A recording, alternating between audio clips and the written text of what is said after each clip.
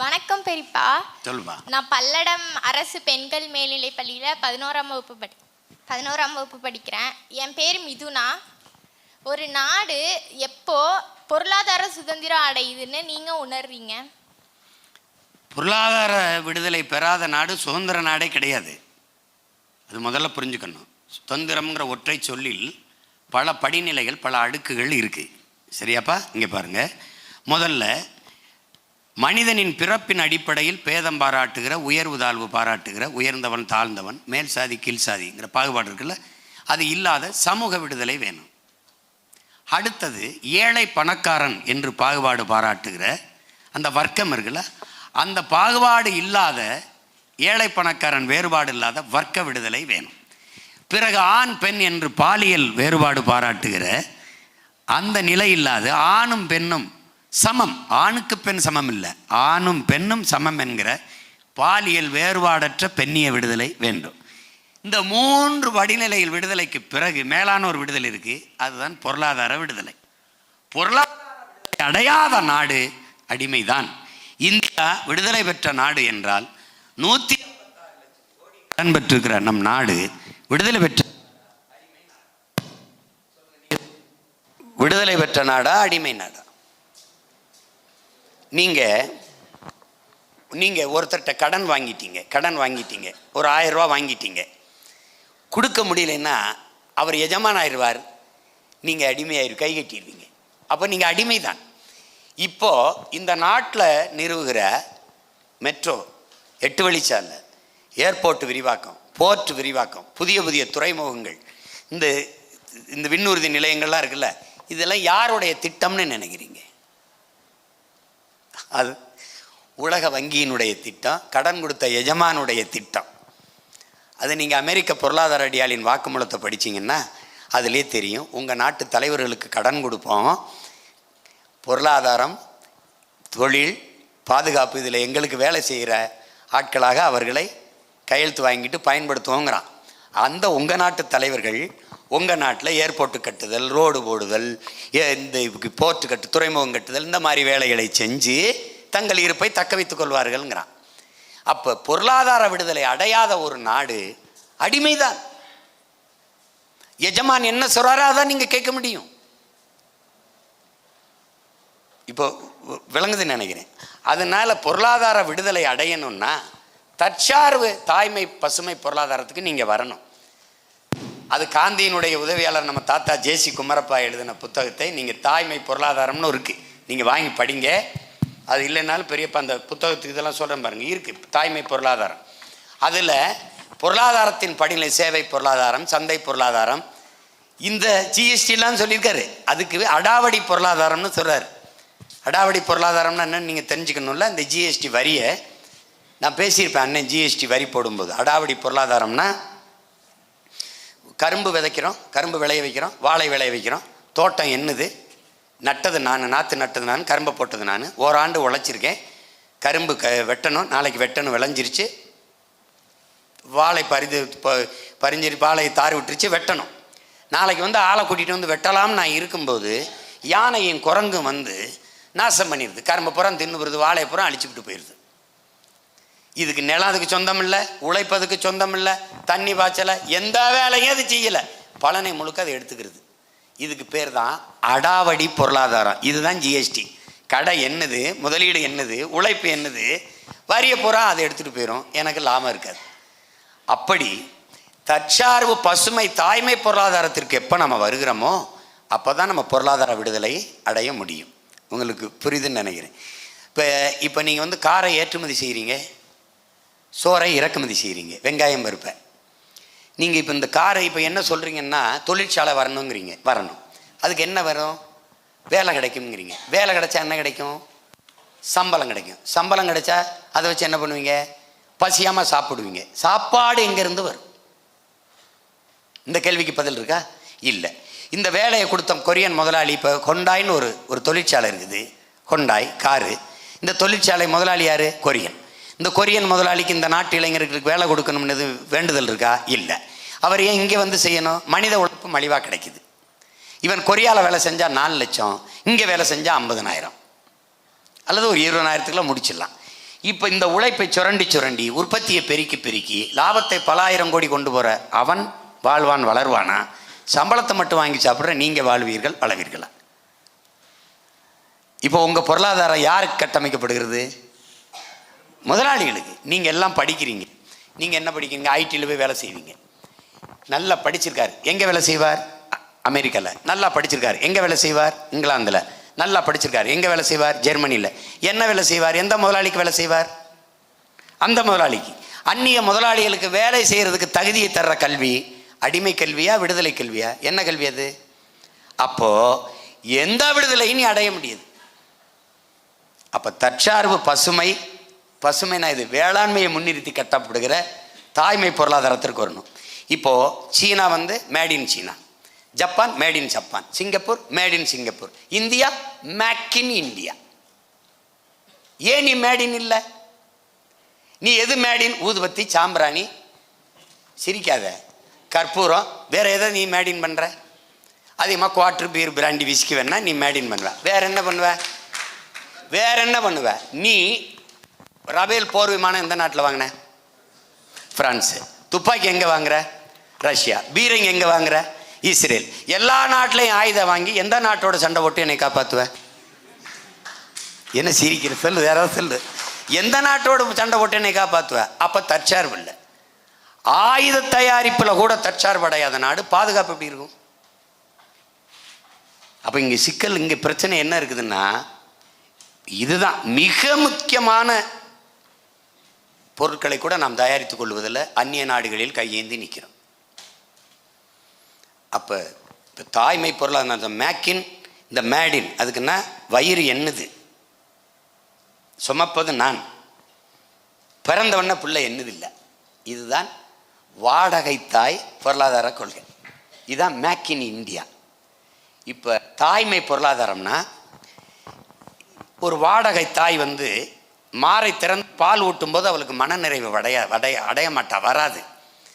பால் ஊட்டிட்ட பிறகு அந்த பால் ஊட்டியதற்கு கூலியை காசு கொடுப்பேன் பாரு, அந்த காசை கையில் வாங்கும்போது மனநிறைவு அடைவா.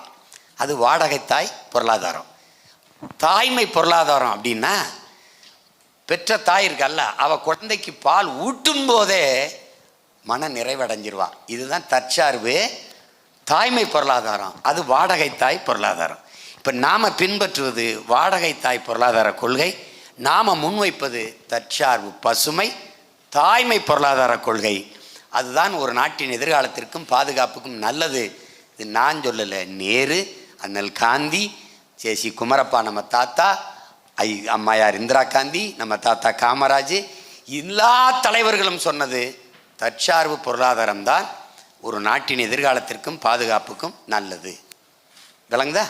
அந்த விடுதலை அடையாத வரை நாம் எந்த விடுதலையும் அடைய முடியாது. வேற அண்ணா வணக்கம் அண்ணா. இப்போ இருக்க இளைஞர்கள்லாம் வந்து நடிகர்கள் கட்சி தொடங்கிட்டாங்க அப்படின்னு சொல்லிட்டு அவங்கள பிரபலத்துக்காக கட்சி கொள்கைகள் பார்க்காம போய் சேர்றாங்க. இது பற்றிய உங்களுடைய கருத்து? இந்த சூழலை எப்படி நம்ம மாற்றலாம்? உட்காருங்க, நான் சொல்கிறேன். தமிழன் ஏன் அடிமையானான் அப்படிங்கிற நூலில் நம்ம ஐயா காப்பா அரவாணன் அவர்கள் தமிழர்கள் அடிமையானதற்கு ஒரு காரணம் சொல்கிறாங்க. தன்னிடத்தில் இருப்பதை விட பிறரிடத்தில் இருப்பது உயர்ந்தது என்கிற இழிவான சிந்தனை. இப்போ நம்ம மொழியை விட ஆங்கிலம் அறிவுன்னு நினச்சிட்டு இருக்கிற மாதிரி ஒரு உதாரணம் சொல்கிறேன். ரெண்டாவது, தன்னின பகை. நான் உயர்ந்த சாதி, அவன் தாழ்ந்த சாதி என்று ஒருவரை ஒருவர் தாழ்த்தி வீழ்த்தி கொள்கிற தன்னின பகை. மூணாவது, போர்க்குணம் இன்மை. முதலில் பண்பட்ட இனம் போர்க்குணமற்று போகும். அந்தனால இவன் போர்க்குணமற்று போயிட்டான். எதாக இருந்தாலும் சகித்துக்கிறான்.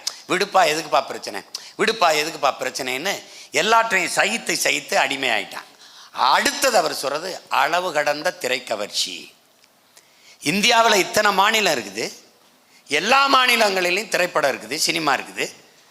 ஆனால் இந்த நிலத்தில் மட்டும்தான் திரைப்படத்தில் நடித்தால் மட்டுமே நாடாள போதும், அதற்கான தகுதி வந்து விடுதுன்னு எண்ணுகிற எண்ணம் இருக்குது. பொழுதுபோக்குங்கிறது வாழ்க்கையின் பயணத்தில் ஒரு சற்று இளைப்பாறுதல் தான். உங்களுக்கு விளங்குதுன்னு நினைக்கிறேன். அந்த இளைப்பாறுதலே முழு நேரமும் ஒரு வாழ்க்கையை ஆயிர முடியாது. பொழுதுபோக்கு அப்படிங்கிறது ஒன்று பாருங்கள். பொழுதுபோக்கிலும் கேளிக்கையிலும் நாட்டம் கொண்ட ஒரு இனத்தின் மக்களை புரட்சிக்கு ஒருபோதும் தயார் செய்ய முடியாது. அருகில் இருக்கிற கேரளாவில் மம்முட்டி, மோகன்லாலை விட சிறந்த நடிகர்கள் உண்டா? ஏன் அவங்க கட்சி தொடங்கலை? மம்முட்டிக்கிட்ட இதே மாதிரி ஒரு ஊடகவியலாளர் கேட்குறார், நீங்கள்லாம் ஏன் அரசியலுக்கு வர்றதில்லைன்னு. எங்கள் நாட்டு மக்கள், இளைஞர்கள் திரையரங்குகளில் தங்கள் தலைவர்களை தேடுவதில்லையே என்று போயிட்டார். பிரேம் நசீர் உங்களுக்கு தெரியுமா? மலையாளத்தின் உச்ச நட்சத்திரம், சூப்பர் ஸ்டார். 500 படங்களை முதலில் நடித்தவர் அவர்தான். அவர் காங்கிரஸில் இருந்தார். மேடையில் பேசும்போது பிரேம் நசீர் பேசுகிறார் காங்கிரஸ் கட்சியில். கூட்டத்தில் இருக்கிற எந்திரிச்சவன்லாம் அவரை உட்கார சொல்லு அப்படின்னு சொல்கிறான். பக்கத்தில் இருந்த ஒரு தலைவர் ஒளி வாங்கிக்கிட்ட போய், ஹே அமைதியார் உட்கார், அவர் எவ்வளோ பெரிய நடிகர் தெரியுமா அப்படின்னு சொல்கிறார். அவன் சொல்கிறான், அதனால தான் சொல்கிறேன் அவரை உட்கார சொல்லு, பக்கத்தில் இருக்கிற பேர் சொல்லுன்னு. உனக்கு புரியுதா? அவனை போய் நடிக்கிற வேலையை பார்க்க சொல்லு, நடிக்கிற வேலையை பார்க்க சொல்லு அப்படின்னு. இந்த பிரேம் நசீர் லட்சக்கணக்கான ரசிகர்களெல்லாம் வர சொல்லிட்டார். எதுக்கோ பிரேம் நசீர் சேட்டன் கூப்பிடுறாருன்னு கூட்டிட்டான். மேடையில் நான் ஒரு கட்சி ஆரம்பிக்க போகிறேன்றாரு. செருப்பு கழட்டி வீசிட்டான். நடந்தது, இறங்கி போயிட்டார். இது வரைக்கும் இவனுக்கு அந்த எண்ணம் வரல. ஆனால் இங்கே ஒரு அறிவார்ந்த தமிழ் சமூகம், ஆகப்பெரிய சான்றோர்கள், அறிஞர்கள், அவ்வளவு பேர் பிறந்த ஒரு இனத்தில் பிறந்த இவன் பொழுதுபோக்குக்கும் கேளிக்கைக்கும் அவ்வளவு முன்னுரிமை கொடுக்குறான். இது என்ன பண்ணணும்னா, எடுத்தவொடனே இதை எப்படி வீழ்த்துறது அப்படிலாம் ஒன்றும் சொல்ல முடியாது. விடணும், விட்டு அப்புறம்தான் பார்க்கணும். எம்ஜிஆரை முன்னுதாரணமாக சொல்லவே கூடாது. எம்ஜிஆர் வந்த கால சூழல் வேறு, அந்த நிலைமை வேறு, இன்றைக்கி இருக்கிற சூழல் வேறு. அதனால் இந்த திரைக்கவர்ச்சி, இந்த பணம் கொடுத்து வாக்கை பறித்தல், இந்த இலவசங்களை அறிவிப்பது, ஓட்டுக்கு இது மகளிருக்கு 1000, இளைஞர்களுக்கு பெண்களுக்கு 1000, இளைஞர்கள் இந்த தமிழ் மகனுக்கு 1000, இது எல்லா கொடுமையும் சேர்த்து மாற்றி வீழ்த்துவதற்கு பெயர் தான் புரட்சி. உங்களுக்கு புரியுதுன்னு நினைக்கிறேன். அதை நம்ம செய்யணும். அதனால் இது அப்படி இருக்கும், கொஞ்ச நாள் இருக்கும். அது விளம்பரத்திற்கு வெளிச்சம் தேவை, வெளிச்சத்துக்கு விளம்பரம் தேவையில்லை.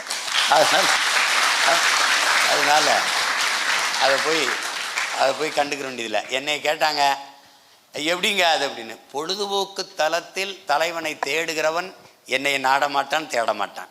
போராட்ட களத்தில் தலைவனை தேடுகிறவன் என்னை தேடுகிறான்.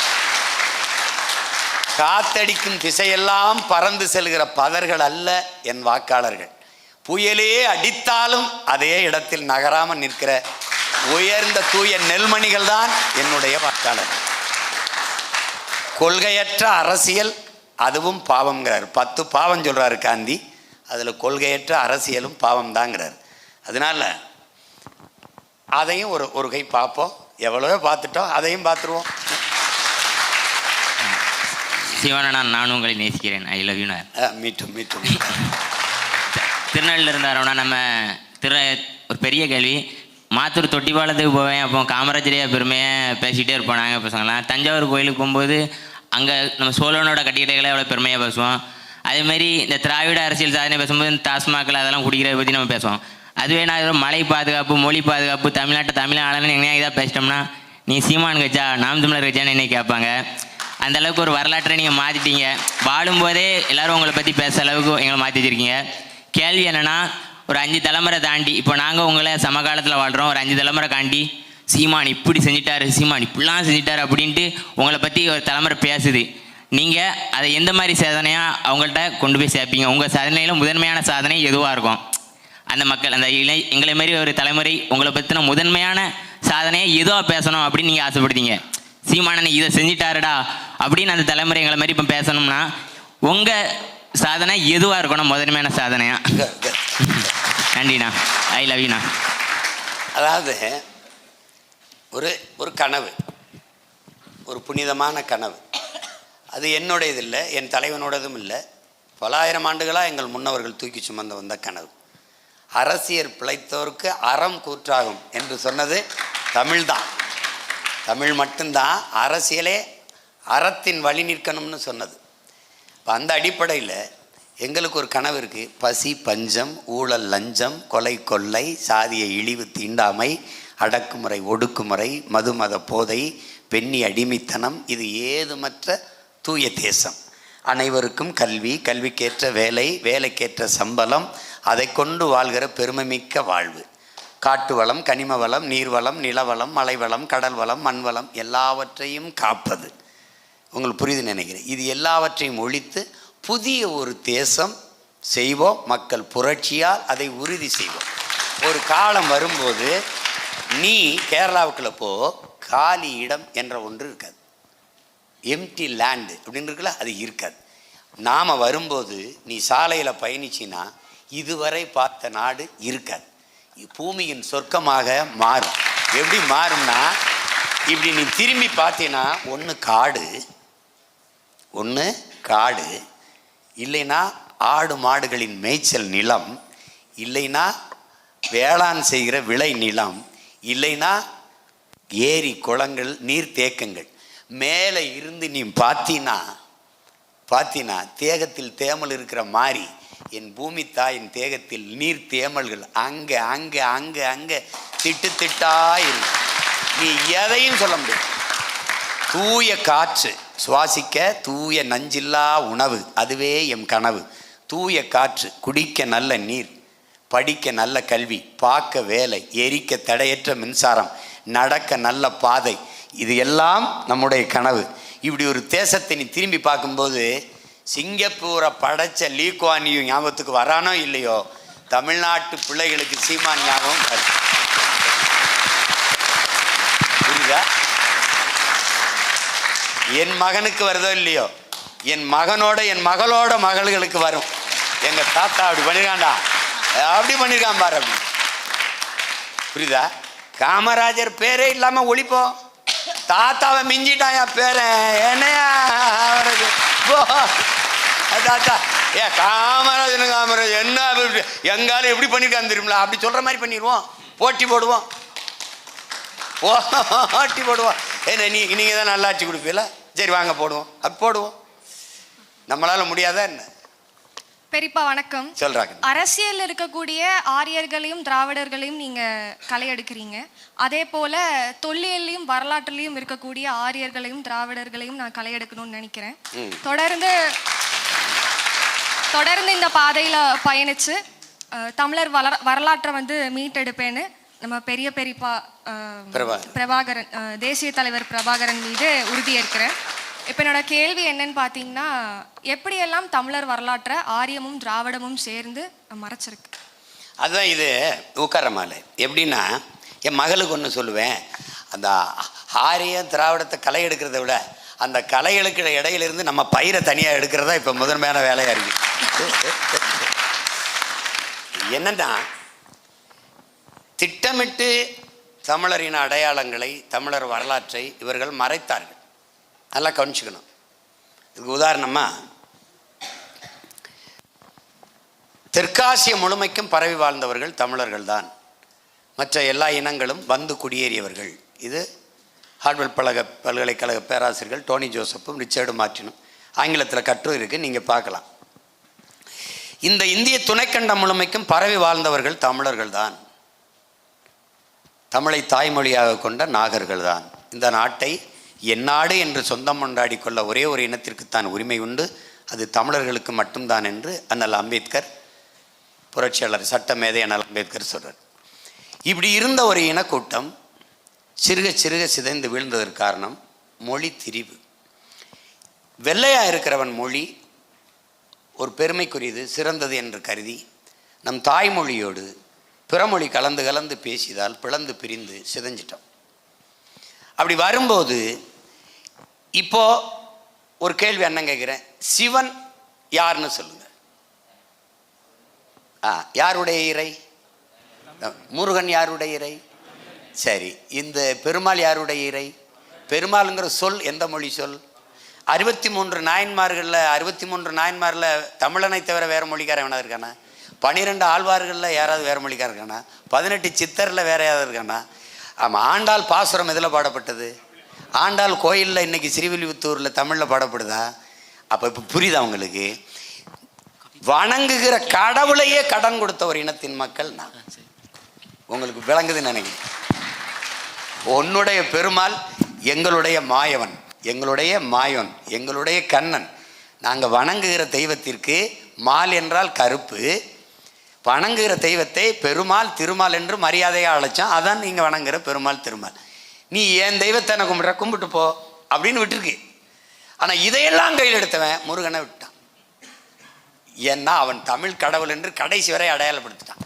இத்தனை கட்சி இருக்கும்போது நம்மளை மட்டும் இவன் தமிழனுக்கான கட்சின்னு தள்ளுறது மாதிரி நம்ம மூதாதை முருகனையும் அவன் தள்ளிட்டான். ஏன் விட்டு போயிருக்கான்னா, பாவம் தமிழங்களுக்கு அவராது இருக்கட்டும்னு விட்டுருக்கான். கோவிலுக்கு புரிதுன்னு நினைக்கிறேன். இதில் மறைக்கப்பட்ட வரலாறு முன்னதை விடு. இப்போதைக்கு உனக்கு வீரன் என்றால் யார்? மராட்டிய மன்னன் சிவாஜி தான். அப்போ எங்கள் பாட்டன் தீரன், சின்னமலை, புலித்தேவன், மருதுபாண்டி, அழகுமுத்துக்கோனு, சுந்தரலிங்கம், இந்த பெரும்பிடுகு, முத்தரையர், பண்டாரவண்ணியே, இது எங்கள் பாட்டங்களாம் இருக்கேன். இல்லை மருதுபாண்டி, எங்கள் அப்பத்தா, வேலுநாச்சியாரெலாம் ஒட்டடை குச்சி வச்சு வீடை ஒட்டடை அடிச்சுட்டு இருந்தாங்களா? அவங்க வாலும் வேல் வச்சு சண்டை செய்யலையா? அவ்வளோதான் வரலாறு. சான்சி ராணி அவள் தான் வீரப்பெண். நம்ம பாட்டி பிறந்து, வேலுநாச்சியார் பிறந்து இறந்து 85 ஆண்டு கழிச்சு தான் அவன் பிறக்கிறான். மணிக்கர்ணைங்கிற பெண். அப்போ நீ என்ன எழுதியிருக்கணும்? வரலாற்றை எப்படி கொடுத்துருக்கணும்? வடநாட்டின் வேலுநாச்சியார்னு சான்சி ராணி எழுதுறதுக்கு பதிலாக தென்னாட்டின் சான்சி ராணின்னு எங்கள் பாட்டியை எழுதிட்டேன். வல்லபாய் பட்டேலை நீ படிச்சுட்டு வர. நம்ம பாட்டை வஉசியை நீ படிச்சிருக்கிய? வஉசியை விட பெரியதா வல்லபாய் பட்டேல்? மாடு செக்கை இழுக்கிறதுக்கு எவ்வளவு திணறுன்னு பார்த்துருக்கிய? மண்ணின் விடுதலைக்கு ஒரு மனுஷன் இழுத்துருக்கிறாரு. அந்த செக்கை நீ பார்த்துருக்க வாய்ப்பில்லை. நான் பார்த்துருக்கேன். ஏன்னா அவர் இருந்த சிறைக்கு அறையில் அடுத்த அறையில் இருந்தவன் நான். அந்த சிறையில் கோவையில் செக்கிழுத்த செம்மல் வாவு சிதம்பரனார் இருந்த அறை, அதுக்கு பக்கத்தில் பேரனா இருந்த அறை இருக்கு. இப்போ எங்கள் ஐயா மணியரசன் சொல்கிறாங்க, நம்ம பாட்டை இந்திய தேசிய விடுதலைக்கு செக்கில் தான், நாம் தமிழ் தேசிய விடுதலைக்கு போராடுறோம். என்ன ஒற்றுமை? அவன் இந்த அறையில் இருந்திருக்கான், நம்ம இந்த அறையில் இருக்கிறோம், அவ்வளோதான். அவர் இழுத்த செக்கு இன்னும் இங்கே ஒரு நினைவாக வச்சுருக்கான். அந்த செக்கை வச்சுருக்கான். அதை தொட்டு நாங்கள் பார்ப்போம். சரி, நம்ம பாட்டை இந்த செக்கை எழுதிருக்கான்னு. அவரை விட பெரிய ஈகம் செஞ்சவர்கானா? அவர் அப்பா வழக்கறிஞர், தாத்தா வழக்கறிஞர், அவர் வழக்கறிஞர். அன்னைக்கு ஒரு நாள் நேர்னிக்க அன்னைக்கு தக்காசு 50,000. இப்போ எவ்வளோ பெரிய பணக்காரன் இருந்திருக்கான் பாரு. அவ்வளவு சொத்தை நாட்டு விடுதலைக்கு விற்றுட்டு கடைசியாக மன்னனை விற்று சாப்பிட்டவன். அவனை விட வல்லபாய் பட்டேல் பெரியால 3000 கோடியில் செலவு வச்சுருக்க. எங்கள் பாட்டனுக்கு என்ன வச்சுருக்க? அப்போ வரலாற்றில் மறக்கடிக்கப்படுறோம். உங்களுக்கு புரிதுன்னு நினைக்கிறேன். உலக அதிசயங்கள்லே ஆகச்சிறந்த அதிசயம் பெருவுடையார் கோயில் தான். நம்ம பாட்டம் கட்டின தஞ்சை பெரிய கோயில் தான். நம்மளால் அரசியலாக வென்று அதை நிறுவி கொண்டு வர முடியல. இப்போ உலக தாய்மொழி நாள் எதுன்னு சொல்லுங்கள், எந்த நாள்னு சொல்லுங்கள்? February 10. 10 எவ்வளவு? 21. இந்த 21 ஏன்னு சொல்லு. யாரோட போராட்டத்துக்கு அந்த நாள் அறிவிக்கப்படுது? February 21. பங்களாதேஷுங்கிற பங்காள மொழி எப்போ வந்துச்சு? தமிழ் மொழி எப்போ வந்துச்சு? இந்திங்கிற மொழியினுடைய அந்த வாழ்நாளை இன்னும் வந்து 500 ஆண்டையே தொடலை. நம்ம 50,000 ஆண்டுகளுக்கு மூத்தவன். உங்களுக்கு விளங்குதுன்னு நினைக்கிறேன். இந்தியை திணிக்கும் போது 1935 மொழி போராட்டம் வந்துருச்சு. என் மகன் கூட சொல்கிறான், தாளமுத்து நடராஜன்னு சொல்கிறான். நடராஜன் தாளமுத்து. நடராஜனுக்கு பிறகுதான் தாளமுத்து உயிரீகம் செய்கிறார். இங்கே நமக்குள்ள ஒரு குழப்பம் இருக்கு. இயலிசை நாடகம் அப்படின்னு இயலிசை நாடகம்ங்கிறோம். முதல்ல தோன்றியது இயலா இசையா நாடகமா?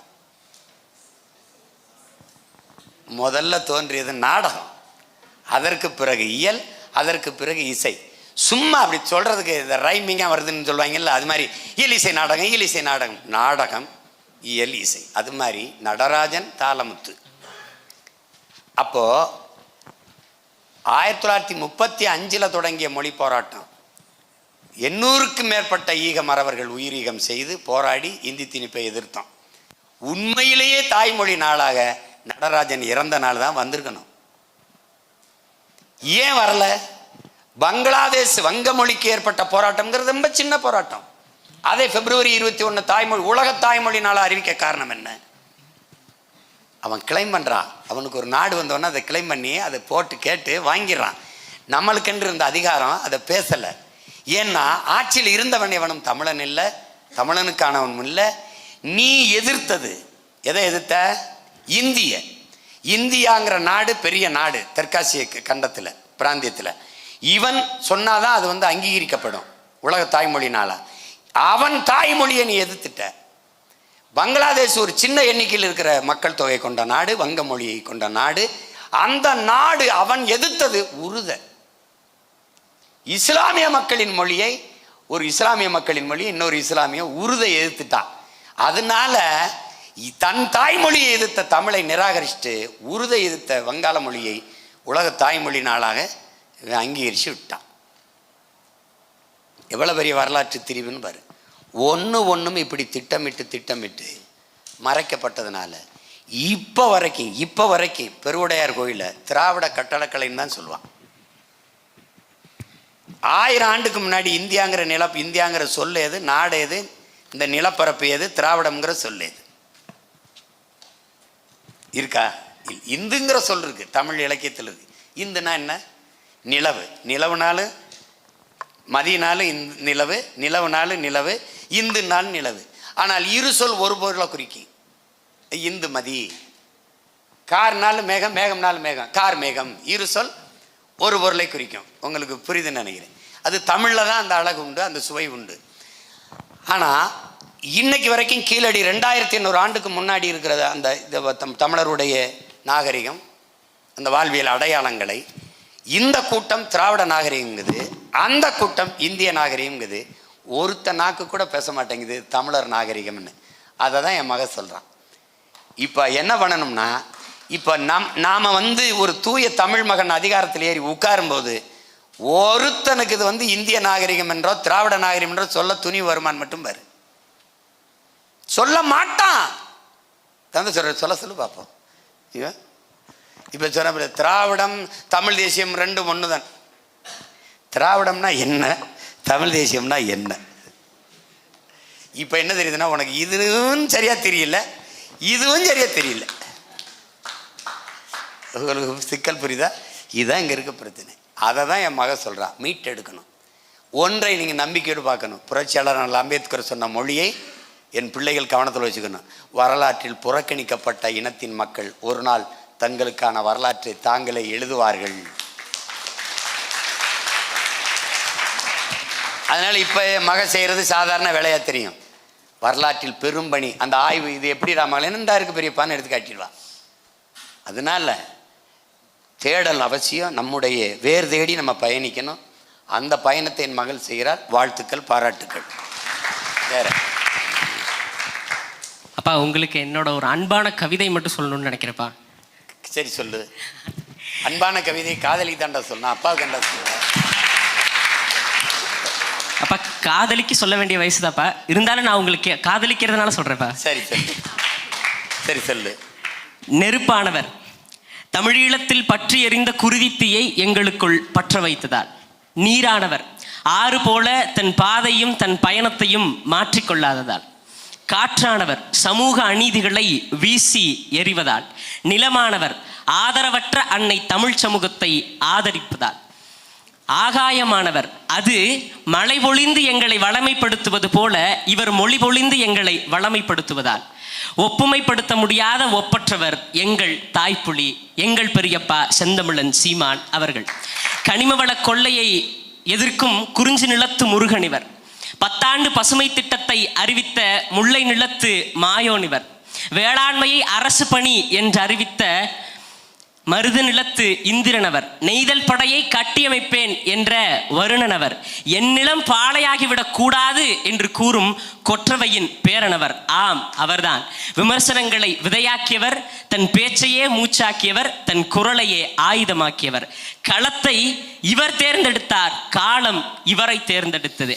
மொழியில் பேசி எங்கள் மொழியியல் பேசி எங்கள் வாழ்க்கை காத்தார், சூழலியல் பேசி எங்கள் வளம் காத்தார், பண்பாட்டுவியல் பேசி தமிழர் வரலாறு காத்தார், இப்படி இயல்பல பேசி தமிழர் இருப்பை போற்றினார். சட்டையில் அணிய பயந்த எங்கள் தலைவனை தமிழர் அடையாளம் என கற்பித்தார். ஆம், அவர்தான் எங்கள் கொள்கை தலைவன், எங்கள் அரசியல் வழிகாட்டி, எங்கள் முன்னோடி. சீமான் என்பவர் 2 கை 2 காது 2 கையோடு இருக்கும் வெறும் சதைப்பிண்டம் அல்ல, ஒட்டுமொத்த தமிழ் தேசிய இனத்தின் ஒற்றை குறியீடு. எல்லோரும் அன்போடு சொல்கின்றார்கள், நான் பேரன்போடு சொல்கின்றேன், பெரியப்பா ஐ லவ் யூ.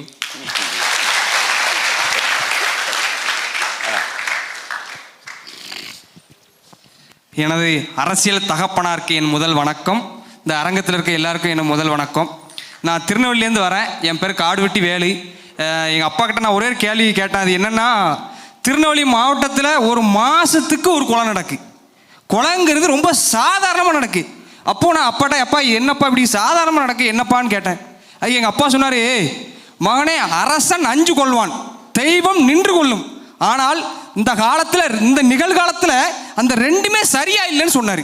அதனால நம்ம தான் மகனே கொஞ்சம் பயபத்திரமாக பார்த்து போயிட்டு வரணும், எந்த இதுவும் வைக்கக்கூடாதுன்னு சொன்னார்.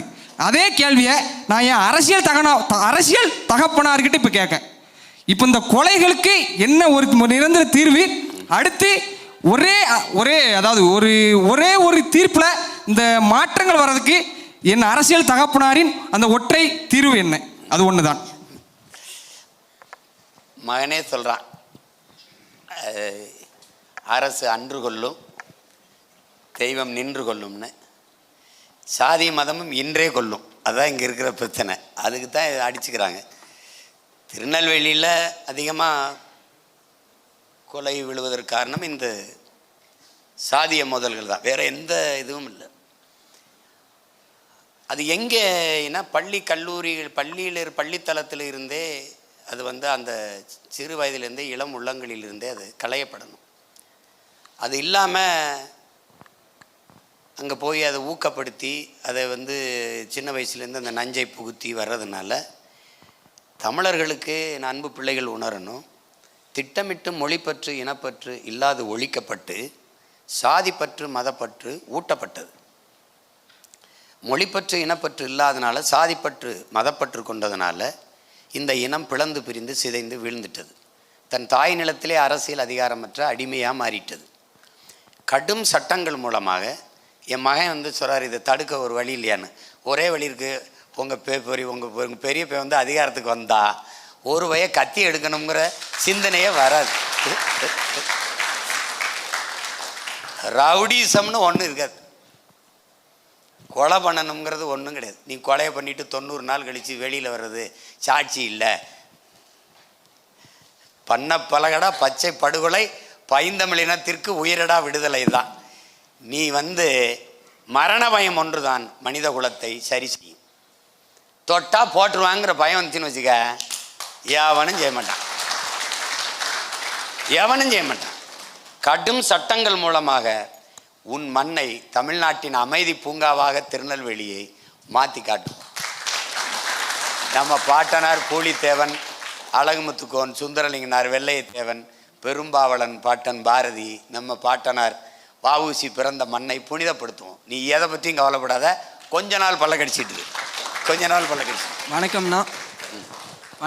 நான் ராமநாதபுரம் மாவட்டம் மீனவ கிராமத்தை சேர்ந்த ஒரு பையன்.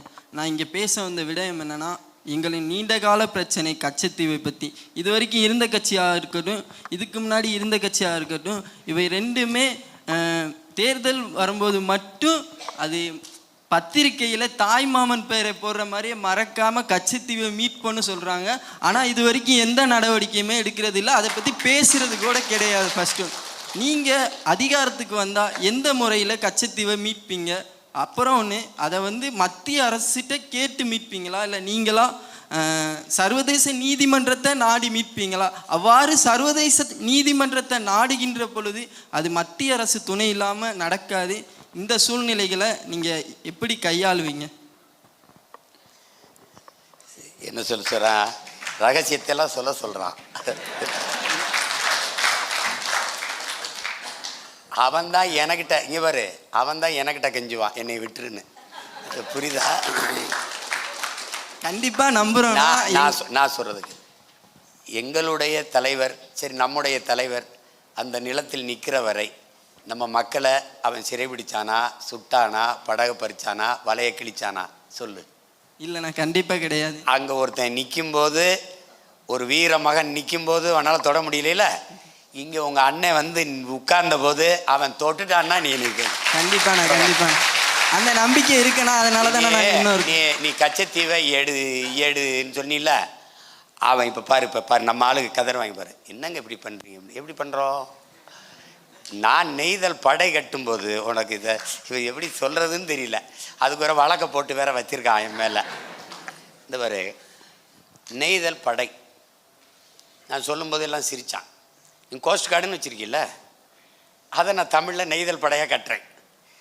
கேரளாவில் பினராயி விஜயன் கட்டி நான் சொன்ன மாதிரியே சீருடையெல்லாம் போட்டு அணிவகுப்பு நடத்தும் போது இவன் ஆஹாஹான்னா நான் சொல்லும்போது என்னை கேவலமாக பேசுவான். எனக்கு சொல்கிறவன் சீமாங்கிறனால அவனுக்கு சிரிப்பாக இருக்கும். மீனவர்களை அந்த படையில் எடுப்பேன்.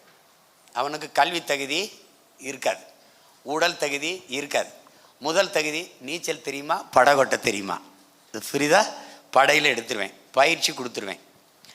நீ சாப்பாடு கொண்டு வர, பெட்ரோல் கொண்டு வர, அதெல்லாம் பேச்சு கிடையாது. நான் கொடுக்குற கையெறி குண்டை கொண்டு வரேன். எப்படி குண்டை கொண்டு வரேன். அவன் தொட்டான்னா தூக்குடா அப்படின்னு போட்டேன்னு வச்சுக்க. தமிழன் யார் என்பது எனக்கு தெரியும், சிங்களம் யார் என்பதும் எனக்கு தெரியும். ஒரு தடவை போட்டேன்னு வச்சுக்க, ஏன் பக்கத்திலே வரமாட்டேன். புரியுதா? கண்டிப்பா. இப்போ பாருங்க எப்படி சொல்கிறாரா, அப்படி சொல்கிறாரு, இராணுவத்தை மதிக்கலம்ப. நான் மதிக்கிறேன். ஆனால் ஒரு தடவையாவது என் மீனவனை தாக்கும்போது நீ தடுத்து காப்பாற்றிருந்தீன்னா நான் மதிப்பேன். குஜராத்தில் ஒரு மீனவனை பாகிஸ்தான் கடற்படை இராணுவம் கைது பண்ணி கொண்டு போகும்போது பின்னாடியே விரட்டி போய் அந்த கடற்படை, இந்திய கடற்படை இராணுவம் மீட்டு கொண்டு வந்துச்சுல, அப்படி ஒரு தடவையாவது இந்திய கடலுக்குள் நிற்கிற கடற்படை இராணுவம் என் மீனவனை கைது பண்ணும்போது தடுத்து காத்ததாங்கிறதான் கேள்வி. அப்போ வேறு வழி கிடையாது. என்னையை நான் தற்காத்து கொள்வதற்கு ஒரு படையை கட்டுவேன், இந்த கோரிக்கையை வைப்பேன். கச்சத்தீவை இருப்பார், ஒரு தடவை இப்படி பாரு, இது எப்படி இருக்குன்னு பாரு. இப்போ இப்போ இப்போ வந்து நம்ம அதிகாரத்துக்கு வந்துட்டோம். இப்போ பாரு, ஒரு சட்டசபையில் வேலை, கச்சத்தீவை திருப்பி எடு, ஒரு சட்டம் போட்டு அனுப்புகிறேன்.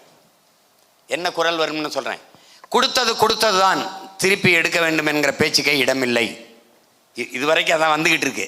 திருப்பி நான் கச்சத்தீவை திருப்பி எடு, இல்லை என்றால் என்னை பிரித்து விடு, என்னை பிரித்து விடு. இப்போ கச்சத்தீவு இந்தியாவோடதா கேள்வி இல்லை, அது யாரோடது? என்னோட சொந்த நிலம், எங்கள் பாட்டன் சேதுபதியோடது. மன்னர் மானிய ஒழிப்பில் நீங்கள் எடுத்து அதை கொடுத்துட்டீங்க. சரி, இப்போது என் இனத்தின் வரலாற்று பகைவன் என் இன மக்களை சுட்டுக்கொள்வதை, தொடர்ச்சியாக சுட்டுக்கொள்வதை சகித்து கொண்டு நான் இருக்கணும்னு நீ நினைக்கிறியா? என் இனத்தை, இன மக்களை கொள்கிறவன் உனக்கு நண்பன் என்றால் நான் யார்? நான் நண்பனா பகைவனா? என் இனத்தின் பகைவன் உனக்கு நண்பன் என்றால் நான் யார்? இப்போ நான் வேணுமா அவன் வேணுமா? இந்த நாடு நாடாவதற்கு முன்பிருந்து நிலைத்து வாழக்கூடிய பூர்வீகுடி மக்கள், இந்த நாட்டின் விடுதலைக்கு தூக்கல தொங்கியும் செக்கிழுத்தவன், இந்த நாட்டின் இறையாண்மை தேசிய ஒருமைப்பாடு கட்டுப்பட்டு வாழ்பவன், வரி செலுத்தி வாக்கு செலுத்தி வாழ்ந்து கொண்டிருப்பவன், என்னை தாண்டி சிங்களின் மீது நட்பு கொண்டாட காரணம் என்ன? இப்போ நான் வேணா என்னை வச்சுக்க, அவன் வேணா அவனை வச்சுக்க. அப்போ கச்சத்தீவை திருப்பி எடு, இல்லை என்றால் என்னை பிரித்து விடு. பிரிவினைவாதி பார்த்தீர்களா, அதற்குத்தான் அவருக்கு ஓட்டு போடாதீர்கள், வெல்ல விடாதீர்கள் என்று சொல்லும். இங்கே வா, இங்கே வா. என் தாய் நிலத்தின் ஒரு பகுதியை எடுத்து நாட்டோட சேரு என்று சொல்லுகிற நான் பிரிவினைவாதி, கொடுத்ததான்னு சொல்கிறேன் நீ தேசியவாதியாடான்னு கேட்டா யார்கிட்ட பதில் இருக்குன்னு சொல்லு. இன்னைக்கு கூண்டுக்குள்ள இருந்து இந்த சேவல் கூவுறதுனால நீ கண்டுக்காம போற, கூரை மேலே ஏறி ஒரு நாள் கூவுனா நீ என்ன பண்ணுவ? பதில் சொல்லி தானே ஆகணும். அதுதானே ஆகணும்.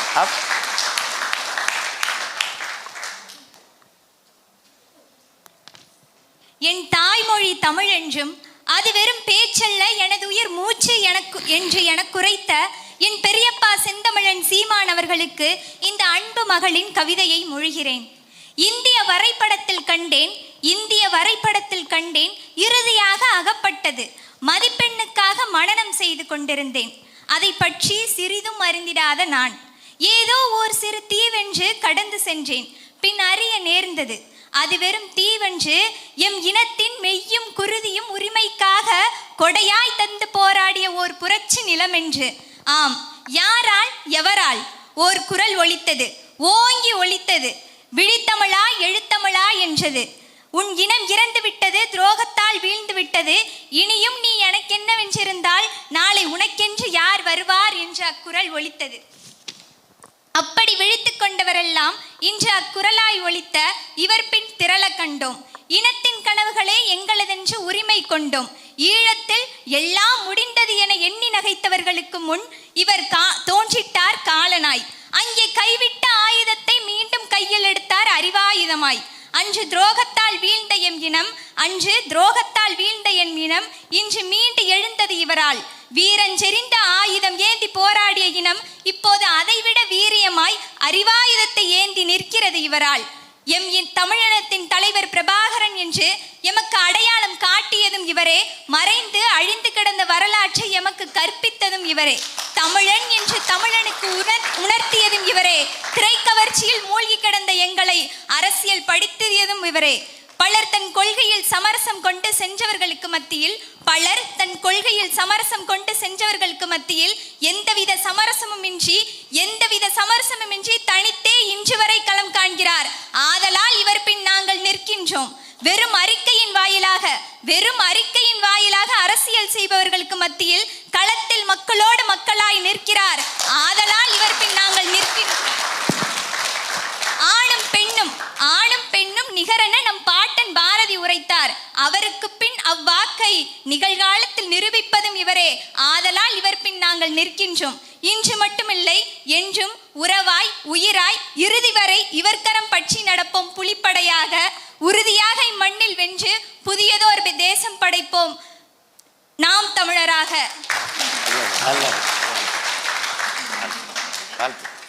வேற மாணவர்கள்ட்ட கொடுங்க. வணக்கம் ஐயா. நான் பாரதி பிறந்த மண்ணிலேருந்து வரேன். இன்னைக்கு காலேஜ் கட்டடிச்சுட்டு வந்திருக்கோம். ஏன்னா எனக்கு அந்த பாடமும் முக்கியம், இந்த பாடமும் முக்கியம்னு சொல்லிட்டு எனக்கு என்ன கேள்வினா, இனி 5 வருஷம் இல்லை 15 வருஷத்துக்கு அப்புறம் இந்த தமிழ்நாடு நமக்கு சொந்தமா, இல்லை நம்ம வெளியேறி போகிற நிலமை வருமா அப்படின்ற ஒரு கேள்வி இருக்குது. ஏன்னா எங்கேயுமே போக முடியல, ரயில்வே ஸ்டேஷன் போக முடியல, எந்த இடத்துக்குமே நம்மளால் சுதந்திரமாக போக முடியல. அப்படிங்கும்போது வெளிநாட்டு மாணவன் இங்கே இருக்கிறாங்க. அப்படிங்கும்போது ஒரு அச்சத்துக்குள்ளாக தான் நம்ம வாழ்ந்துட்டுருக்கோம். அதுக்காக நீங்கள் இங்கே தலைமையில் வந்தால் அவங்க என்ன பண்ணுவீங்க? இல்லை வெளியே விடுவீங்களா, இல்லை இங்கே இருக்க வைப்பீங்களா? இதுக்கு பின்னாடி அரசியல் இருக்கா? இல்லை இருக்கு. அது முதல்ல நம்மளை உட்காருங்க, மொழியிலிருந்து வெளியேற்றினாங்க, வழிபாட்டிலிருந்து வெளியேற்றினாங்க, பிறகு உழைப்பிலிருந்து இப்போ வெளியேற்றுறாங்க. வெளியேறிட்டோம், இனி நிலத்திலிருந்து வெளியேறுவோம். இப்போ உதாரணமாக சொந்த நாட்டுக்குள்ளே நம்ம அகதியாகிறது எப்படின்னா, சிப்காட் தொழிற்சாலைக்கு 3000 ஏக்கர் எடுக்கிறதுனா அந்த இடத்த விட்டு வெளியேறுவோம். இப்போ நிலக்கரிக்கு இன்னும் 25000 ஏக்கர் எடுக்கிறதுனா அந்த நிலத்தை விட்டு வெளியேறுவோம். இப்போ ஒரு ஆலை அமைக்கிறோம் அப்படின்னா, ஒரு தொழிற்சாலை டங்ஸ்டன், இப்போ அரிட்டாப்பட்டியில் டங்ஸ்டன் சுரங்கம் அமைக்கணும்னா 26 கிலோமீட்டருக்கு வாழ்கிற மக்கள் வெளியேறுவோம். இப்போ சொந்த நிலத்துக்குள்ளே அகதியாக அங்கங்கே நம்ம நகருவோம். இப்போ நம்ம பொண்ணு கேட்குறது வேறு மாநிலத்தவர் இங்கே அதிகமாக படையெடுத்து வர்றதை நம்ம பார்க்குறோம். அது குறிப்பாக இந்த 10 ஆண்டுகளில் கூடுதலாக வருது. 1.5 கோடி கிட்ட வந்துட்டாங்க. அது காரணம் உழைப்பிலிருந்து நம்ம வெளியேறுறது. உழைப்பின் தேவை அப்படி இருக்கும்போது நம்ம வெளியேறும்போது அந்த இடத்தை அவர் இட்டு நிரப்பிடுறார். அப்போ தவிர்க்க முடியாததாக ஆயிடுது. இப்போ நீங்கள் வந்தால் என்ன செய்வீங்கன்னா, அவர் எப்படி வந்தாரோ அப்படி அவரே போயிடுவார். உங்களுக்கு புரியுதுன்னு நினைக்கிறேன். நீ இந்த இடத்தை எப்படி செய்வேன்னா, இங்கே நம்ம முதலாளிகளுக்கு இருக்கிற பிரச்சனை, தினக்கூலியை நாங்கள் கொடுத்துட்றோம். ஒரு நாளைக்கு 500 1000 கொடுத்துட்றோம். 3 நாள் வர்றாங்க, அது உரிய நேரத்துக்கு வர்றதில்லை. ஆனால் 3 நாள் வர்றாங்க, அந்த ஊதியத்தை வாங்கிட்டு போய் 4 நாள் குடிச்சிட்டு படுத்துடுறாங்க. இப்போ என்ன செய்யணும்? மதுக்கடையை மூடணும். அப்போ உடல் திறனாற்றல், சிந்திக்கிற ஆற்றல், எல்லாம் அறிவு திறனாற்றல் எல்லாம் கூடுது. திறன் மேம்பாட்டு பயிற்சி கொடுக்கணும். நம்ம பிள்ளைகளுக்கு ஒழுக்கம் கற்பித்து எல்லா வேலை வாய்ப்புக்கு இருக்கிற இளைஞர்களுக்கு அரசே முகாம்களை நடத்தி பயிற்சி கொடுத்து ஒரு அமைப்பை வச்சுக்கிறது. இப்போ நீங்கள் டெக்ஸ்டைல் இண்டஸ்ட்ரி இருக்கிறீங்க, உங்களுக்கு 100 பேர் தேவைப்படுது, என்கிட்ட பதிவு பண்ணணும். நான் 100 பேரை உங்களுக்கு வேலைக்கு அனுப்பிடுவேன். இப்போ நான் என் ஆளே வரும்போது அந்த ஆள் தேவையில்லாமல் போயிடுது. நீங்கள் குறை சொல்ல வேண்டிய தேவையில்லை. ஏன்னா அரசு உங்களுக்கு அனுப்புது. சம்பளத்தை நீங்கள் இங்கே கட்டிடணும், நான் அவருக்கு கொடுத்துருவேன். உங்களுக்கு புரியுதா? அப்படிங்கும்போது கம்பி கட்டுற வேலையா, இல்லை வீடு கட்டுற வேலையா, நாற்று நடுற வேலையா? இப்போ நாற்று நடுறது, இப்போ நம்ம சொல்கிறோம் அவங்க 100 நாள் வேலை திட்டம் வந்து வளர்ச்சி திட்டம் இல்லாத ஒரு வீழ்ச்சி திட்டம்ங்கும்போது என்னை இழிவாக பேசுகிறாங்க. வேளாண் குடிமக்களை தவிர எல்லாருமே திட்டுறாங்க. ஆனால் நான் சொல்கிறத வந்து கேரளா அதை பயன்படுத்துது. நான் ஒரு திட்டம் சொல்கிறேன். எப்படி சொல்கிறேன்னா பாருங்கள், இப்போது இந்தியா போன்ற ஏழை நாடுகள், வளர்ந்து கொண்டிருக்கிற ரொம்ப வறுமை ஏழ்மையில் இருக்கிற நாடுகள் உட்கார்ந்து சோம்பி உட்கார்றதுக்கு சம்பளம் கொடுக்கக்கூடாது. மனித அறிவாற்றல் உடலாற்றலை உழைப்பில் ஈடுபடுத்தி உற்பத்தியை பெருக்கி லாபத்தை ஈட்டுகிற நாடு தான் வாழும் வளரும். இது சும்மா இருங்கங்குது. அப்படி இல்லாமல் நான் என்ன சொல்கிறேன், உனக்கு கொளுத்த பணம் இருக்குது, 156 லட்சம் கோடி இருக்குது, இன்னும் கூட 20 கோடி 20 லட்சம் கோடியை கடன் வாங்கலாம், நீ முடிவு பண்ணிக்க. ஆனால் நான் என்ன சொல்கிறேன், ஒரு அலுவலகம் போட்டுறேன். நான் ஊராட்சி மன்ற தலைவர், என் கிராமத்தில் ஒரு அலுவலகம் போட்டுறோம். நம்ம ஆட்சிக்கு வந்த பிறகு ஒரு அலுவலகம் போட்டுறோம். இப்போ இவருக்கு வந்து கரும்பு வெட்டுறதுக்கு 50 பேர் தேவைப்படுது. இவர் இந்த அலுவலகத்தில் பதிவு பண்ணிடுறார். 100 நாள் வேலை திட்டத்தில் தான் சொல்கிறேன். சும்மா உட்காந்து பல்லாங்குழி பார்த்து தலையில் ஃபேன் பார்த்து தாயக்கட்டையெல்லாம் அடிக்கிட்டு வர முடியாது. இங்கே வாங்க, இங்கே வந்து பதிவு பண்ணுங்கன்னு. 60 வயசை தொட்டிங்கன்னா நீங்கள் வேலைக்கு வர வேண்டாம். இந்த காசை உங்களுக்கு ஊக்கத்தொகையாக கொடுத்துரும், நீங்கள் வீட்டில் இருந்துருங்க. இங்கே வந்து பதிவு பண்ணி இவர் 50 பேர் பெண், 20 பேர், மீதி 30 பேர் ஆண்களை அனுப்பிடுங்க. வாகனம் நானே வந்து கூட்டிகிட்டு போயிடுறேன், இல்லை நீங்கள் அனுப்புங்க, வாடகை கட்டிடுறேன். விளங்குதா? சாப்பாடு நான் மதிய உணவு கொடுத்துட்றேன். இது இப்போ 50 பேரை அனுப்பிடுறார். அவர் அந்த வேலை முடிஞ்சவொடனே கரை ஏறின பிறகு 500 ரூபாயை கொடுத்துட்றாரு. நேராக இங்கே வர்றாங்க. இல்லைன்னா அந்த 500 ரூபாயை முதல்ல 50 பேருக்கான கூலியை இங்கே கட்டிடுறாரு. அவங்க கரும்பை வெட்டிட்டு இங்கே நேராக வராங்க. அரசு ஒரு 300 கொடுக்குது, விவசாயி ஒரு 500 கொடுக்குறான், 800 ரூபாய் எடுத்துக்கிட்டு வீட்டுக்கு போகிறாங்க. உழைப்பு அங்கே உற்பத்தியில் ஈடுபடப்பட்டுருது, உழைப்பு உடல் ஆற்றல் உழைப்பில் ஈடுபடுத்தப்பட்டுருது, விளைச்சல் வந்துடுது, அதனால் வறுமை ஒழிஞ்சிருது. இப்போ காசு இருந்தால் கடைக்கு பொருளை போய் வாங்கிட்டு வந்துடலாம். கடைக்கு பொருளை யார் கொடுப்பா? நீங்கள் ஒரு வேலைக்கும் வரலை, 100 நாள் வேலை திட்டத்தில் 300 ரூபா வாங்கிட்டீங்க, அரிசி வாங்க வர்றீங்க, அரிசி எப்படி கடைக்கு வரும்? கத்திரிக்காய் வாங்க வர்றீங்க, கத்திரிக்காய் எப்படி கடைக்கு வரும்? நீங்கள் நிலத்தில் இறங்கி வேலை செஞ்சால் தான் விளைஞ்சது இங்கே வரும். புரியுதா? இப்போ இந்த இடத்துல சிக்கல் இருக்குது, தப்பு இருக்குது, இதை மாற்றணுங்கிறேன். அப்போ அதை மாற்றும்போது இந்த வேற்று மாநிலத்தவர்களின் தேவை நமக்கு குறைஞ்சிரும். இது எப்படி சிக்கலாயிரும்னா, இந்தியை திணிச்சான் எதிர்த்தோம், இந்திக்காரனே திணிக்கிறான், எதிர்க்க முடியல, ஏன்னா தேவையாயிருச்சு. இப்போ அவன் சாப்பிட வர்றான்ட்டு நீங்கள் விலைப்பட்டியலை இந்தியில் எழுதி வைக்கிற, அவன் வேலை செய்கிறான் உணவகத்தில், நீ அவனோட பேசுகிறதுக்கு அவன் உன்கிட்ட சம்பளம் கொடுக்குற முதலாளியோட பேச தமிழ் கற்றுக்கிட்டு வரமாட்டேங்கிறான். அவனுக்கிட்ட நீ என்ன பண்ணுற, பாணிகராக ஜல்தி ஆரோ அப்படின்னு நீ வம்படியாக அவனுக்கு ஹிந்தி பேசுகிற. அப்போ கொஞ்சம் கொஞ்சமாக நீ உன் இனத்தை நீயே கொலை செஞ்சுக்கிட்டு இருக்க, உன் அடையாளத்தை நீயே தொலைச்சிக்கிட்டு இருக்க. அதையெல்லாம் மாற்றணுன்னா அதுக்கு தான் அது அதிகாரம் மிக வலிமையானது. அண்ணல் அம்பேத்கர் சொல்றார் பாருங்க, எல்லா துன்பப்பூட்டுக்கும் ஒரு சாவிதாண்டா இருக்குது, ஆட்சி அதிகாரம்னு.